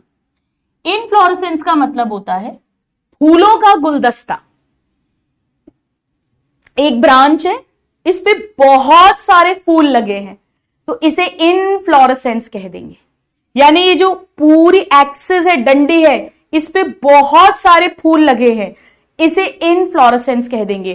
तो what is inflorescence? It is arrangement of flowers, arrangement of flowers, एक डंडी पर जो फूल लगे हैं ऑन अ फ्लोरल एक्सिस, इसे फ्लोरल एक्सिस कह देंगे क्योंकि फूल लगे हैं, फूलों की डंडी है, उस पर फूलों का अरेंजमेंट, उसे इनफ्लोरेसेंस कह देते हैं। मतलब एक डंडी पे बहुत सारे फूल लगे हैं। अब इसके लिए जानना जरूरी है कि फूल आखिर होता क्या है, फूल बनता क्या है, एक फ्लावर है क्या। मैं आपको आगे भी डिटेल में पढ़ाऊंगी। फ्लावर एक मॉडिफाइड शूट है, इसका मतलब समझो, फुल कॉन्सेंट्रेशन चाहिए मुझे आपका। ये क्लास 12th के चैप्टर में भी काम आता है, sexual reproduction in flowering plants में। ध्यान से समझो, फुल कॉन्सेंट्रेशन चाहिए। यहां देखो, बनाना मत, भले ही डायग्राम चलेगा। शूट क्या होती है? शूट, हम शूट कह रहे हैं ना, शूट। तो आप कहोगे मैम एक स्टेम होती है, उस पर नोड्स होते हैं, ठीक है, नोड्स होते हैं, बड़े बड़े लंबे लंबे इंटर नोड होते हैं। ये मेन एक्सिस होती है, स्टेम होती है, मेन एक्सिस होती है, ठीक है, एक्सिस है ये पूरी, मेन एक्सिस। स्टेम बोल दो, एक ही बात है, स्टेम बोल दो। और इस पर ऐसे पत्तियां लगती हैं, यही सीखा है ना, ये पत्तियां लगती रहती हैं नोड्स पे, यही होता है ना। शूट क्या होता है? शूट का मतलब है stem plus leaves, stem plus leaves, उसे शूट बोलते हैं। अब फूल कैसे बनता है? फूल कैसे बनता है, ध्यान से समझो। अगर मान लो मैं इसे पिचका दूं, अगर मैं इसे पिचका दूं, मतलब एक्सिस गेट्स कंडेंस्ड, मैं अगर इसे पिचका दूं, एक्सेस गेट्स कंडेंस्ड अगर मैं कर दूं, अगर मतलब मान लो मैंने इसे पिचका दिया, ये पिचका दिया, अगर मैंने इसे पिचका दिया तो नोड पास पास आ जाएंगे, यानी इंटर नोड छोटे छोटे हो जाएंगे। अभी इंटर नोड लंबे लंबे हैं क्योंकि नोड दूर दूर है, ताकि बढ़िया पत्तियां लगे, सबको लाइट मिले। पर अगर मैंने इसे पिचका दिया तो नोड पास पास आ जाएंगे। मान लो ये 4 नोड थे, अब वो इतने से रह गए, ये पास पास आ गए, यानी इंटर नोड छोटे छोटे हो गए। ठीक है, मैंने क्या कहा, इंटर नोड छोटे छोटे हो गए। Inter node do not elongate, do not elongate. अब इसका ये टिप है, टिप पर ये नोड्स हैं, टिप पर ये नोड्स हैं, ये 4 नोड्स हैं मान लो, टिप पर ये नोड्स हैं। नोड पे से पत्ती निकलती है, पर मान लो मैं थोड़ी मॉडिफाई करके पत्ती बना दूं, जैसे एक पत्ती मैंने ऐसी बना दी, एक पत्ती मैंने ऐसी बना दी, एक पत्ती मैंने ऐसी बना दी, और एक पत्ती मैंने ऐसी बना दी। ये पत्तियां हैं, ये नोड्स पे से पत्ती ही निकलती है, लीफ निकलती है, पर मॉडिफाइड कर दिया, ये सेपल बना दी, ये पेटल बना दी, ये स्टेमन बना दिया, ये कार्पल बना दी, तो ये फूल बन गया, ये फूल बन गया। आ रहा है समझ? So apex produces, apex produces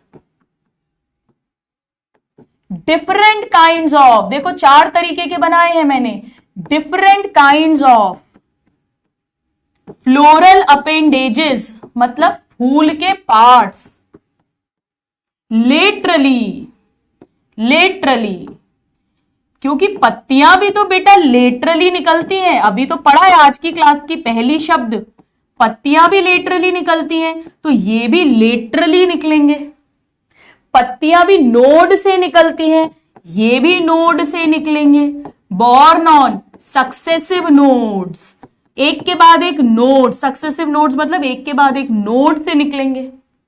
पत्तियों की जगह थोड़े मॉडिफाइड हैं, इंस्टेड ऑफ नॉर्मल लीव्स, पत्ती की जगह अलग अलग तरीके के लेटरली सक्सेसिव नोड्स पर कुछ कुछ चीजें निकल रही हैं।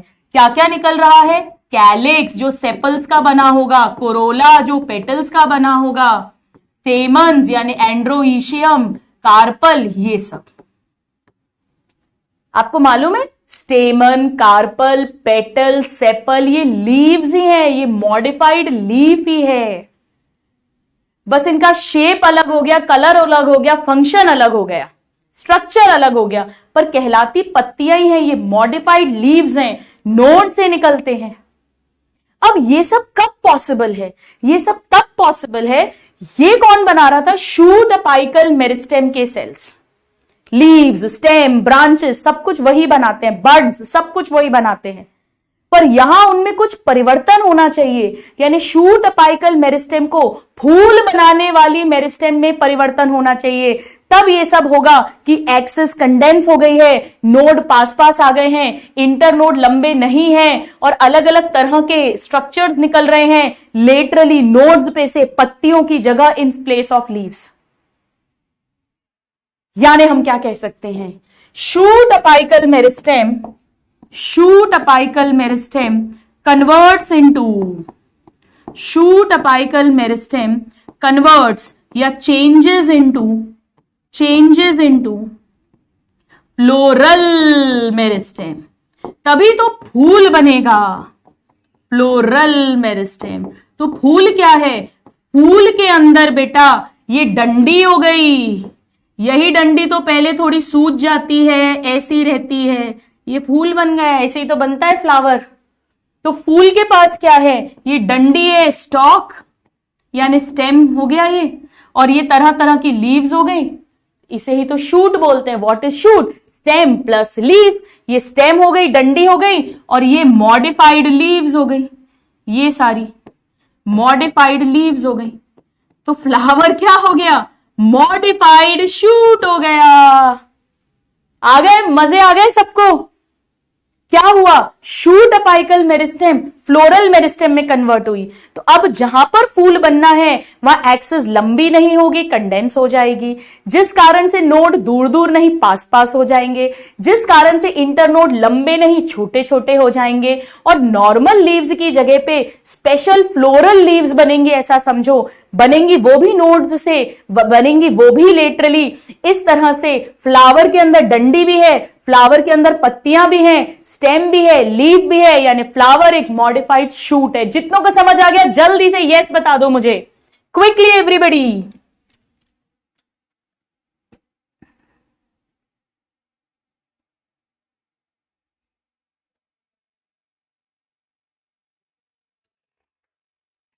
आया समझ में? चलिए आइए इसको ऐसा देखते हैं अपन। देखो, जैसे मान लो ये एक डंडी है, इस पर बहुत सारे फूल लगेंगे, ठीक है, यानी ये इनफ्लोरेसेंस की एक्सिस है, इनफ्लोरेसेंस की डंडी एक्सिस। इसे कहते हैं, मेरे अंकल ने मेरे पैसे पे कर दिए, पेड अंकल। अंकल ने पेड कर दिया, अंकल ने पेड कर दिए पैसे, पेड अंकल। इसे बोलते हैं पेडंकल। कैसे याद रखोगे, paid uncle, paid uncle, paid uncle, paid uncle, paid uncle. पूरी जो डंडी होगी, अब इस पर जो फूल लगेगा, आ जाओ फूल लगाते हैं।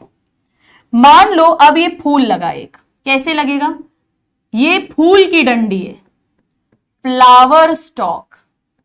ये पेंसिल जैसी है, पेडिसल, पेंसिल जैसी पेडिसल। एक फूल की डंडी को पेडिसल कहते हैं, पूरे गुलदस्ते की डंडी को पेडंकल कहते हैं। ये पहले थोड़ी सी फूलती है, ये फूली, ये थाली जैसी हो गई है फूल के, इसे थैलेमस कहते हैं, थैलेमस, थाली जैसा थैलेमस। यहां पर नोड्स रहे होंगे, अब नोड से अपन निकालेंगे, ये एक सेपल निकल गई, फिर ये पेटल बन गई, फिर ये स्टेमन बन गया, और ये कार्पल बन गई, ये फूल बन गया। ऐसे और भी फूल लगे होंगे, ये नोड पे से निकल रहे हैं। ठीक है, आया समझ में क्या हो रहा है? ये नोड्स पे से निकल रहे हैं, एक नोड से ये निकला, एक नोड से ये निकला, एक नोड से ये, ऐसे नोड से निकलते हैं। बेसिक समझ में आया इनफ्लोरेसेंस का? अभी बता दूंगी टाइम टेबल, डोंट वरी। ठीक है, चलिए। सो टाइप्स ऑफ इनफ्लोरेसेंस हम अगली क्लास में कर लेंगे, कोई बात नहीं है। आ जाओ फटाफट से कुछ क्वेश्चंस लगा लेते हैं, पहले फटाफट से कुछ क्वेश्चंस लगाते हैं। चलो फटाफट फटाफट फटाफट आ जाओ, बोलो। चलो फिर टाइम टेबल बता दूंगी आपको, बोलिए, करो, ट्राई करो। ए बी सी, देखो ये क्या है, ये बेस है, ये क्या है, डंडी पीटियोल है, और ये क्या है, पूरा लैमिना है। यहां पूछा नहीं है पर ये स्टिप्यूल है, ये स्टिप्यूल है, पूछा नहीं है पर यहां एक्सिलरी बड भी बनी हुई है एनसीईआरटी में। तो ए है बेस, बी है पीटियोल, और सी है लैमिना। चलिए next question, leaf base sheath जैसा किसमें हो जाता है? मोनोकॉट्स में। नाउ स्वॉलन फूल किसमें जाता है? दाल वाली फैमिली में, उसे पल्विनस कहते हैं। चलिए कुछ और क्वेश्चंस।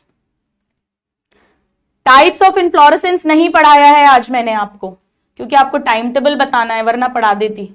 चलो कोई नहीं, चलिए बताइए, arrangement of when and veinlets को क्या कहते हैं? वेनेशन। डाइकॉट की लीफ में कैसा होता है? आम, पीपल, रेटिकुलेट जाल बनता है। लीफ जिसमें सिंगल लैमिना है, एंटायर, अनडिवाइडेड, वो क्या होती है? Simple leaf. Match the column, pennate किस में मिलती है? न न न न न न नीम में, तो ए में 1 आएगा, तो ये आंसर्स नहीं हो सकते हैं।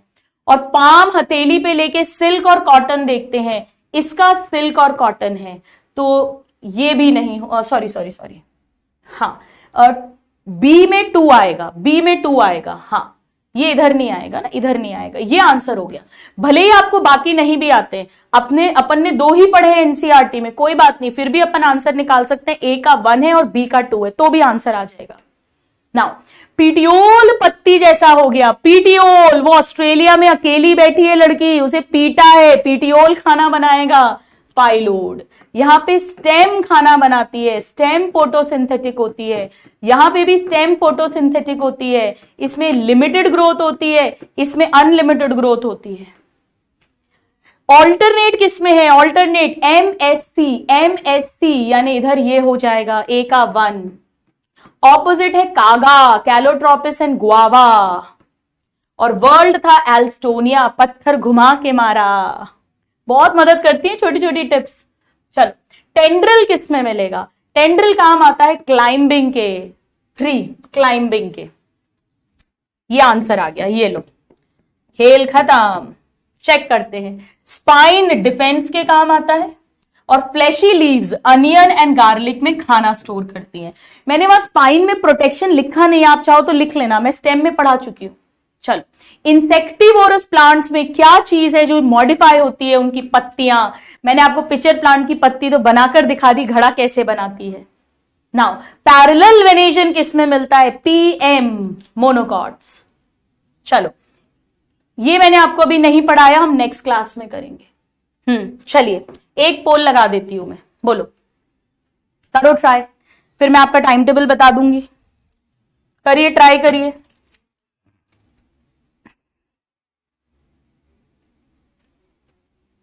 Leaf part gets modified into spine, क्यों? एक तो ट्रांसपिरेशन कम हो जाएगा, सरफेस एरिया कम हो जाएगा, जानवर नहीं आएंगे उसको खाने के लिए, तो all of the above should be the answer, all of the above. आ जाओ देखते हैं, all of the above.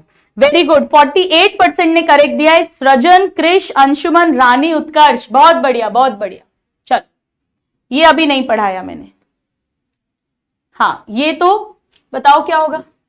Inflorescence का क्या मतलब है, फूलों का ग्रुप, फूलों का गुलदस्ता, एक ब्रांच जिसपे फूल ही फूल लगे हैं उस पूरे को बोलेंगे inflorescence. So flowers on the floral axis, क्या हो जाएगा, flowers on the floral axis. देखें, चलो एक बार पोल को स्टॉप करके देखते हैं। बहुत बढ़िया, 88% ने सही दिया। सृजन, उत्कर्ष, मानस, रानी, उमर, वेल डन एवरीबॉडी, बहुत बढ़िया बहुत बढ़िया। ये अभी नहीं पढ़ाया मैंने आपको, ये भी नहीं पढ़ाया। चलिए अब आ जाओ, मैं आपको टाइम टेबल बता देती हूं आपका फटाफट से। चलिए लेट्स सी।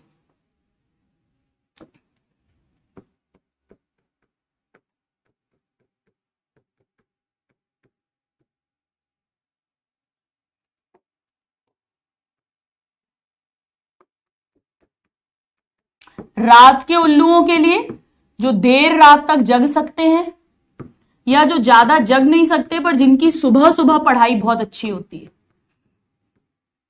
Early birds. अब ध्यान से सुनिए स्टूडेंट्स, फुल कंसंट्रेशन। आप में से बहुत सारे स्टूडेंट्स मुझसे बहुत दिन से बोलते हैं कि मैम टाइम टेबल बनवा दो। देखो पहले तो मैं एक चीज आपको बता दूं, टाइम टेबल कोई भी दुनिया में फिक्स नहीं है कि ऐसा टाइम टेबल फॉलो करोगे तो 100% सिलेक्शन हो जाएगा और इसके अलावा किसी से भी सिलेक्शन नहीं होगा, ऐसा नहीं होता। टाइम टेबल एक बहुत इंडिविजुअल चीज होती है, एक बहुत इंडिविजुअल कंसेप्ट है, जो हर किसी का अपना अपना अलग तरीका हो सकता है। तो कोई फुल प्रूफ तरीका नहीं होता टाइम टेबल बनाने का। नंबर 1, मैं आपको अपने एक्सपीरियंस के बेसिस पे, अपने अनुभव के बेसिस पर गाइडेंस दूंगी, उसमें फिर प्लस माइनस आपको करना होगा आपका फाइनल टाइम टेबल खुद बनाने के लिए। अब 2 तरह के स्टूडेंट्स होते हैं, एक जो रात को देर तक पढ़ सकते हैं, नाइट आउल्स, रात के उल्लू बोलती हूं मैं उन्हें, वो सुबह जल्दी नहीं उठ पाते वरना उन्हें झपकियां आती है, नींद आती है, पढ़ नहीं पाते। और एक वो जो सुबह जल्दी उठ सकते हैं पर रात को देर तक सोते हैं, मतलब नहीं जग पाते, उनको दिक्कत होती है।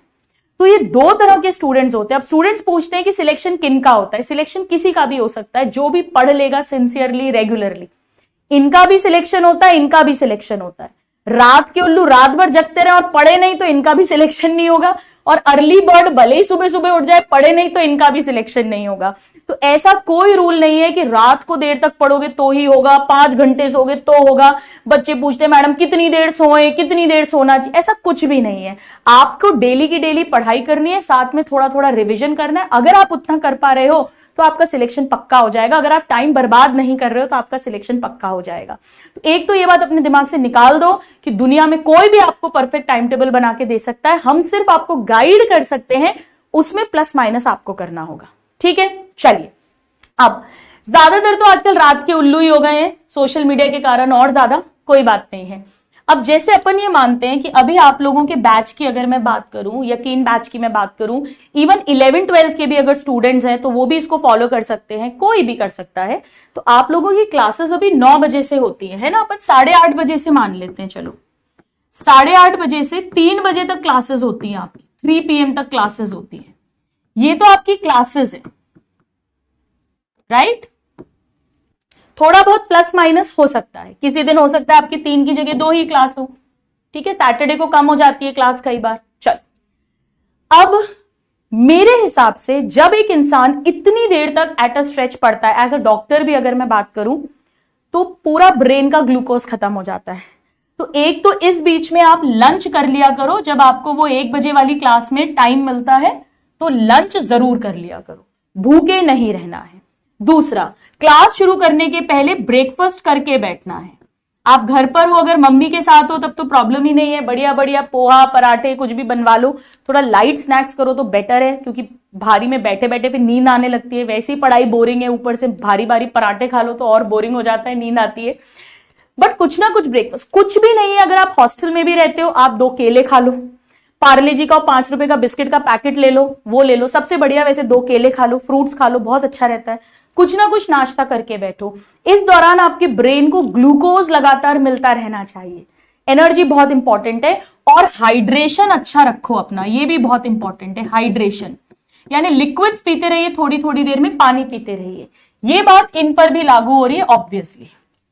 अब 3 बजे तक दिमाग पूरा खाली हो जाता है। पढ़ना आसान काम नहीं है, पढ़ने में बहुत एनर्जी लगती है, पढ़ने में बहुत ब्रेन की ग्लूकोज यूज होती है, क्योंकि आप सिर्फ पढ़ नहीं रहे हो, आप टीचर को सुन रहे हो, समझ रहे हो, समझने की कोशिश कर रहे हो। It takes a lot of your energy. तो 3 सवा 3 जब आपकी क्लास खत्म होती है, आपको अगर भूख लगी है तो आप थोड़ा बहुत तो कुछ खा लो। अदरवाइज मैं आपको सजेस्ट करूंगी कि आप 4x4 टेक्निक जो मैंने आपको सिखाई है उसको 10 मिनट करो, 8 से 10 मिनट। इससे क्या होगा, आपके विचार एकदम से खत्म हो जाएंगे, दिमाग शांत हो जाएगा, और उसके बाद आप सो जाओ। आप सो जाओ, आपको नींद अच्छी आ जाएगी। वरना क्या होगा, आप लेटोगे भी तो आधा पौन घंटे तो नींद ही नहीं आएगी। मोबाइल बिल्कुल मत देखना। इस समय पर स्टूडेंट सबसे ज्यादा मोबाइल देखते हैं क्लास खत्म होने के बाद में, फटाफट अपना इंस्टाग्राम, टेलीग्राम, पता नहीं कौन कौन से ग्राम्स हैं वो खोलते रहते हैं। ये नहीं करना है, नहीं करना। ऑलरेडी आप ऑनलाइन स्टडीज कर रहे हो, आपकी आंखें बहुत दुख रही हैं। इवन ऑफलाइन वाले तो भी वो बोर्ड पर देखकर, डिजिटल बोर्ड देखकर बहुत आंखों पे स्ट्रेन पड़ जाता है। तो अपनी 4x4 टेक्निक की थोड़ा बहुत आई मसल्स रिलैक्स वाली एक्सरसाइज सिखाइए, वो करी और सो गए। आप आराम से 4:30 बजे तक उठो, 4:30 बजे तक बहुत होता है स्टूडेंट्स। 1 सवा घंटे की नींद दिन में मोर देन इनफ होती है। तो ये चीज तो सबको करनी है, ये चीजें सबको करनी है, ठीक है। अब क्या करो, 4:30 बजे, अब आपको पहले ही एक दिन पहले मैंने एमसीडी लिस्ट बनाना सिखाई है, अगले दिन का प्लान करना है। तो सबसे पहले आप क्या करो, आज की क्लास लेकर बैठो। फिजिक्स, केमिस्ट्री, बायो, सपोज आपके पास 3 सब्जेक्ट्स हैं, मान लो एक फिजिक्स की हुई है, एक कोई केमिस्ट्री का हुआ है, एक बॉटनी जूलॉजी में से कोई एक क्लास हुई है। तो अब आपको क्या करना है, आपको ये देखना है, वो हर स्टूडेंट का अलग अलग हो सकता है, कि अगर आपको जैसे फिजिक्स रात में करने में दिक्कत होती है, फिजिक्स तब चाहिए जब आप फुल्ली एक्टिव हो, तो पहले फिजिक्स उठा लो। अगर आपको लगता है कि नहीं नहीं फिजिक्स में मेरे को मजे आते हैं, न्यूमेरिकल्स में रात को या अर्ली मॉर्निंग सॉल्व कर सकता हूं, तो अभी बायो उठा लो। मुझे रटने में मुश्किल होती है, याद करने में, तो पहले बायो वाला सब्जेक्ट ले लो। वो आपको अपने अकॉर्डिंग चूज करना पड़ेगा। सपोज, अच्छा यहां पे टाइम लिमिट बहुत जरूरी है स्टूडेंट्स। एक क्लास आपकी 1.25-2 घंटे की होती है, उसको लर्न करने में, उसका क्वेश्चन प्रैक्टिस करने में 2 घंटे से ज्यादा नहीं लगने चाहिए। धीरे धीरे ये चीज इंप्रूव हो जाएगी। तो सपोज करो मैंने इतनी देर में अपनी फर्स्ट क्लास जो भी है, सपोज करो मैंने फिजिक्स लगाया, सिर्फ आज की क्लास लगानी है, करेंट क्लास दोबारा से, सर ने जो पढ़ाया वो कंसेप्ट दोबारा से समझा, हमेशा रफ रजिस्टर पेन हाथ में रखा, फटाफट से वो कंसेप्ट दोबारा से समझा, फिर सर ने क्लास में जितने क्वेश्चंस कराए हैं वो करे, और अगर डीपीपी दी है और आप सॉल्व कर पा रहे हो, भले ही आप पूरी नहीं कर पाओ, आधी कर पाओ, 10 क्वेश्चन कर पाओ तो वो कर लो, पर 2 घंटे के बाद नहीं पढ़ना। होता क्या है, कई बार अपन इसमें घुस जाते हैं और 8-8 बजे तक फिजिक्स पढ़ देते हैं, वो काम नहीं करना। कभी नर्वस होके पढ़ देते हैं, कभी एक्साइटमेंट में पढ़ लेते हैं, वो काम नहीं करना, ध्यान रखना। आपको 2 घंटे मतलब 2 घंटे, जितना भी हो जाए उतना पढ़ना है बस। अब आप 6:30 बजे से लेकर 7 बजे तक थोड़ा सा रेस्ट कर सकते हो। रेस्ट मतलब आप चिल कर सकते हो। चिल मतलब अब इस समय आपको सोशल मीडिया देखना है तो आप इंस्टाग्राम थोड़ा बहुत देख लो अपना, किसी को गाने का शौक है, बहुत अच्छा है तो अपने गाने सुन लो, डांस करना है डांस कर लो, कोई मूवी देखनी है तो थोड़ी सी आधे घंटे की वो देख लो, फ्रेंड से बात करनी है तो वो कर लो, जो भी एक्टिविटी, आप अगर बैडमिंटन वगैरह खेलते हो, कोई गेम खेलते हो, स्पोर्ट खेलते हो तो वो कर लो, जो भी आपकी हॉबी है उसको आप परस्यू कर सकते हो। पर मैं वापस बोलूंगी, आधा घंटा मतलब आधा घंटा। सेल्फ डिसिप्लिन के बिना कोई टाइम टेबल फॉलो नहीं होता, ठीक है। हल्का फुल्का स्नैक्स ले लो, थोड़े से रोस्टेड मखाने ले लो, मम्मी से मखाने भुनवा के रख लो घी में, वो ले लो, थोड़ा सा कुछ खा लो, एसिडिटी नहीं होनी चाहिए लंबे टाइम तक। अब इसके बाद में ये हो गया, और इसी समय पे आपने थोड़े इवनिंग स्नैक्स ले लिए। अब आप 7 बजे से पढ़ने बैठो, और इवनिंग स्नैक्स नहीं बोल रही हूं मैं, सांप नहीं खाने हैं शाम को, ठीक है। अब आप 7 बजे से पढ़ने बैठो, 7 से 9 बजे तक आप आराम से पढ़ो। देखो, जिस समय पढ़ रहे हो उस समय पर no social media, no time wastage. Bio पढ़ रहे हो तो बायो ही पढ़ोगे, फिजिक्स पढ़ रहे हो तो फिजिक्स ही पढ़ोगे, डिसिप्लिन्ड वे में पढ़ोगे, ये टाइम टेबल की सबसे जरूरी चीज है। तो सपोज करो मैंने अपनी करंट आज की 2nd क्लास कंप्लीट करी, केमिस्ट्री पढ़ा मान लो मैंने, जितना पढ़ा, जितना हो पाया, किसी का 60% हो पाएगा, किसी का 70, किसी का 90, किसी का 100 हो पाएगा, जितना हो पाए। पर इसके बाद उठ जाना, ये बहुत जरूरी है, इसके बाद उठ जाना, ठीक है। अब धीरे धीरे आप देखना, आपका अपने आप, जब अपन टाइम बाउंड पढ़ते हैं ना तो ब्रेन की टेंडेंसी होती है कि वो जल्दी काम करने लग जाता है, जल्दी ग्रास्प करने लग जाता है। उसे मालूम है कि यार ये रोज 2 घंटे मेरे को इस टाइम पर केमिस्ट्री पढ़ाते हैं और 2 घंटे ही देते हैं, तो ब्रेन अपने आप जल्दी चलने लग जाएगा, सीखने लग जाएगा। आप देखना, 1 हफ्ते करके तो देखना। अब आप 9 बजे अपना डिनर कर लो, 9 से 9:30 तक कर लो, या आप अपना डिनर कर लो। थोड़ा घर में चलो मस्ती करना है, मम्मी पापा से बात करना है, चलो 10 बजे तक कर लो यार, ये लो 10 बजे तक कर लो। ये भी दोनों को करना है, ये सब भी दोनों को करना है, ये सारा ये सब भी दोनों को करना है। अब अगर आप रात को देर तक पढ़ सकते हो तो आप क्या करोगे, आप 10 से 12 तीसरा सब्जेक्ट उठा लो। ये आपने आज की तीसरी क्लास कर ली, करंट की 3rd क्लास, जितनी भी हो जाए उतनी। लेकिन अगर आप सुबह जल्दी उठने वाले हो तो यहां चेंज आ जाएगा। यहां आप 10 बजे से 11 साढ़े 11 तक, बस 11 साढ़े 11 सबसे जरूरी है। जिस समय पढ़ रहे हो उस समय सिर्फ पढ़ना है, उस समय कुछ और नहीं करना है। जिस समय रिलैक्स कर रहे हो उस समय सिर्फ मस्ती करनी है, फिर पढ़ाई के बारे में नहीं सोचना है, और टाइम रेस्ट्रिक्ट करके करना है। इसे टाइम ब्लॉकिंग कहते हैं, ये बहुत ज्यादा जरूरी है। तो आपने मान लो 10 से 11 तक 3rd क्लास करी, ऑफ कोर्स आपकी पूरी नहीं हो पाएगी, बिल्कुल पूरी नहीं हो पाएगी, कोई प्रॉब्लम नहीं है, ठीक है। यहां डिफरेंस आ गया है। अब जो देर तक पढ़ रहे हैं 12 बजे से ज्यादा मत पढ़ो, this is what I would suggest. इसके बाद आप सो जाओ, तो 12 से 7 सो लो, 12 से सुबह 7 बजे तक आप बढ़िया नींद ले लो 7 घंटे की। 7 घंटे की नींद यहां हो गई, 1-1.25 घंटे की आपकी नींद यहां हो गई, ये मोर देन इनफ है। बहुत होते हैं 8 साढ़े 8 घंटे, मैं आपको मस्त तरीके से सुला रही हूं, कोई प्रॉब्लम नहीं है। 7 बजे उठकर 7 से 7:30 के बीच में आप अपना नहाना वहाना जो भी कुछ करना है आपको, शावर, मेडिटेशन 5-10 मिनट का करो बस, कोई बात नहीं है, पर ये सब थोड़ा सा आपको करना है। और अब 7:30 8:30 बजे तक आपको पढ़ना है। क्या पढ़ना है? अगर इसका कुछ थोड़ा बहुत बच गया तो वो कर लो, वरना पहली प्रायोरिटी तो वो कंप्लीट करो। वो नहीं है, अगर आपका कंप्लीट हो चुका है तो आप डीपीपी के क्वेश्चन लगा लो, अगर वो भी कंप्लीट है तो रिविजन कर लो। धीरे धीरे धीरे स्पीड बढ़ेगी, मैं वापस बोल रही हूं। तो इसके बाद फिर आपको क्या करना है? कहां लिखूं भाई? आप कहोगे मैम मत लिखो, अब हम नहीं पढ़ेंगे, बोर्ड भी नहीं चाह रहा है कि हम पढ़ें। ये आपको फिर से स्टडी करनी है। सुबह का टाइम सबसे ज्यादा बच्चे बर्बाद कर देते हैं। क्लास है तो धीरे धीरे उठते हैं, धीरे धीरे ब्रश कर रहे हैं, नहा रहे हैं, नहीं नहा रहे हैं, इधर से उधर हांड रहे हैं, बिना बाती समय बर्बाद हो रहा है, घर में डोल रहे हैं, क्लास है 9 बजे क्लास है, ये चलता रहता है।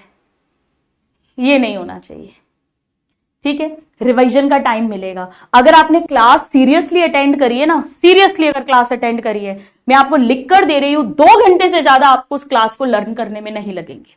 फिजिक्स केमिस्ट्री है तो सर ने जो क्वेश्चंस कराए वो क्वेश्चंस दोबारा करने। बायो है तो मैंने जो, या सर ने, मैम ने, जो भी, जिनसे भी आप पढ़ते हो, जिनसे भी उन्होंने जो पढ़ाया है उसको लर्न करना है। 2 घंटे से ज्यादा नहीं लगेंगे। कितना पढ़ा देते हैं हम एक क्लास में, बताओ आप। प्रॉब्लम क्या है? आप रेगुलरली करते नहीं हो, इसीलिए सारी दिक्कत आ जाती है। चलिए, अब इसके बाद में क्या करना है? यहां इन बच्चों को, अगर ये 11 बजे सो गए हैं, आराम से 5:30 बजे तक उठ जाओ। आप 6 बजे उठ जाओ, 6 बजे, ठीक है। अगर ये सुबह जल्दी पढ़ सकते हैं तो मेरी राय ये है कि सुबह 6 से 8 बजे तक पढ़ लो, ठोक दो अच्छे से, बढ़िया मस्त पढ़ाई। जो आपका सब्जेक्ट बचा है ना ये रात वाला, उसे कंप्लीट कर लो, रिवीजन जो भी करना है आपको, डीपीपी। पर वो एक दिन पहले एमसीडी लिस्ट बनाना सिखाई है मैंने आपको, जागृति डायरी, उसका वीडियो भी डाला हुआ है। उसमें जरूर अच्छे से प्लान्ड होना चाहिए कि मैं क्या करूंगा, ये बहुत जरूरी है, वरना टाइम बर्बाद होता है।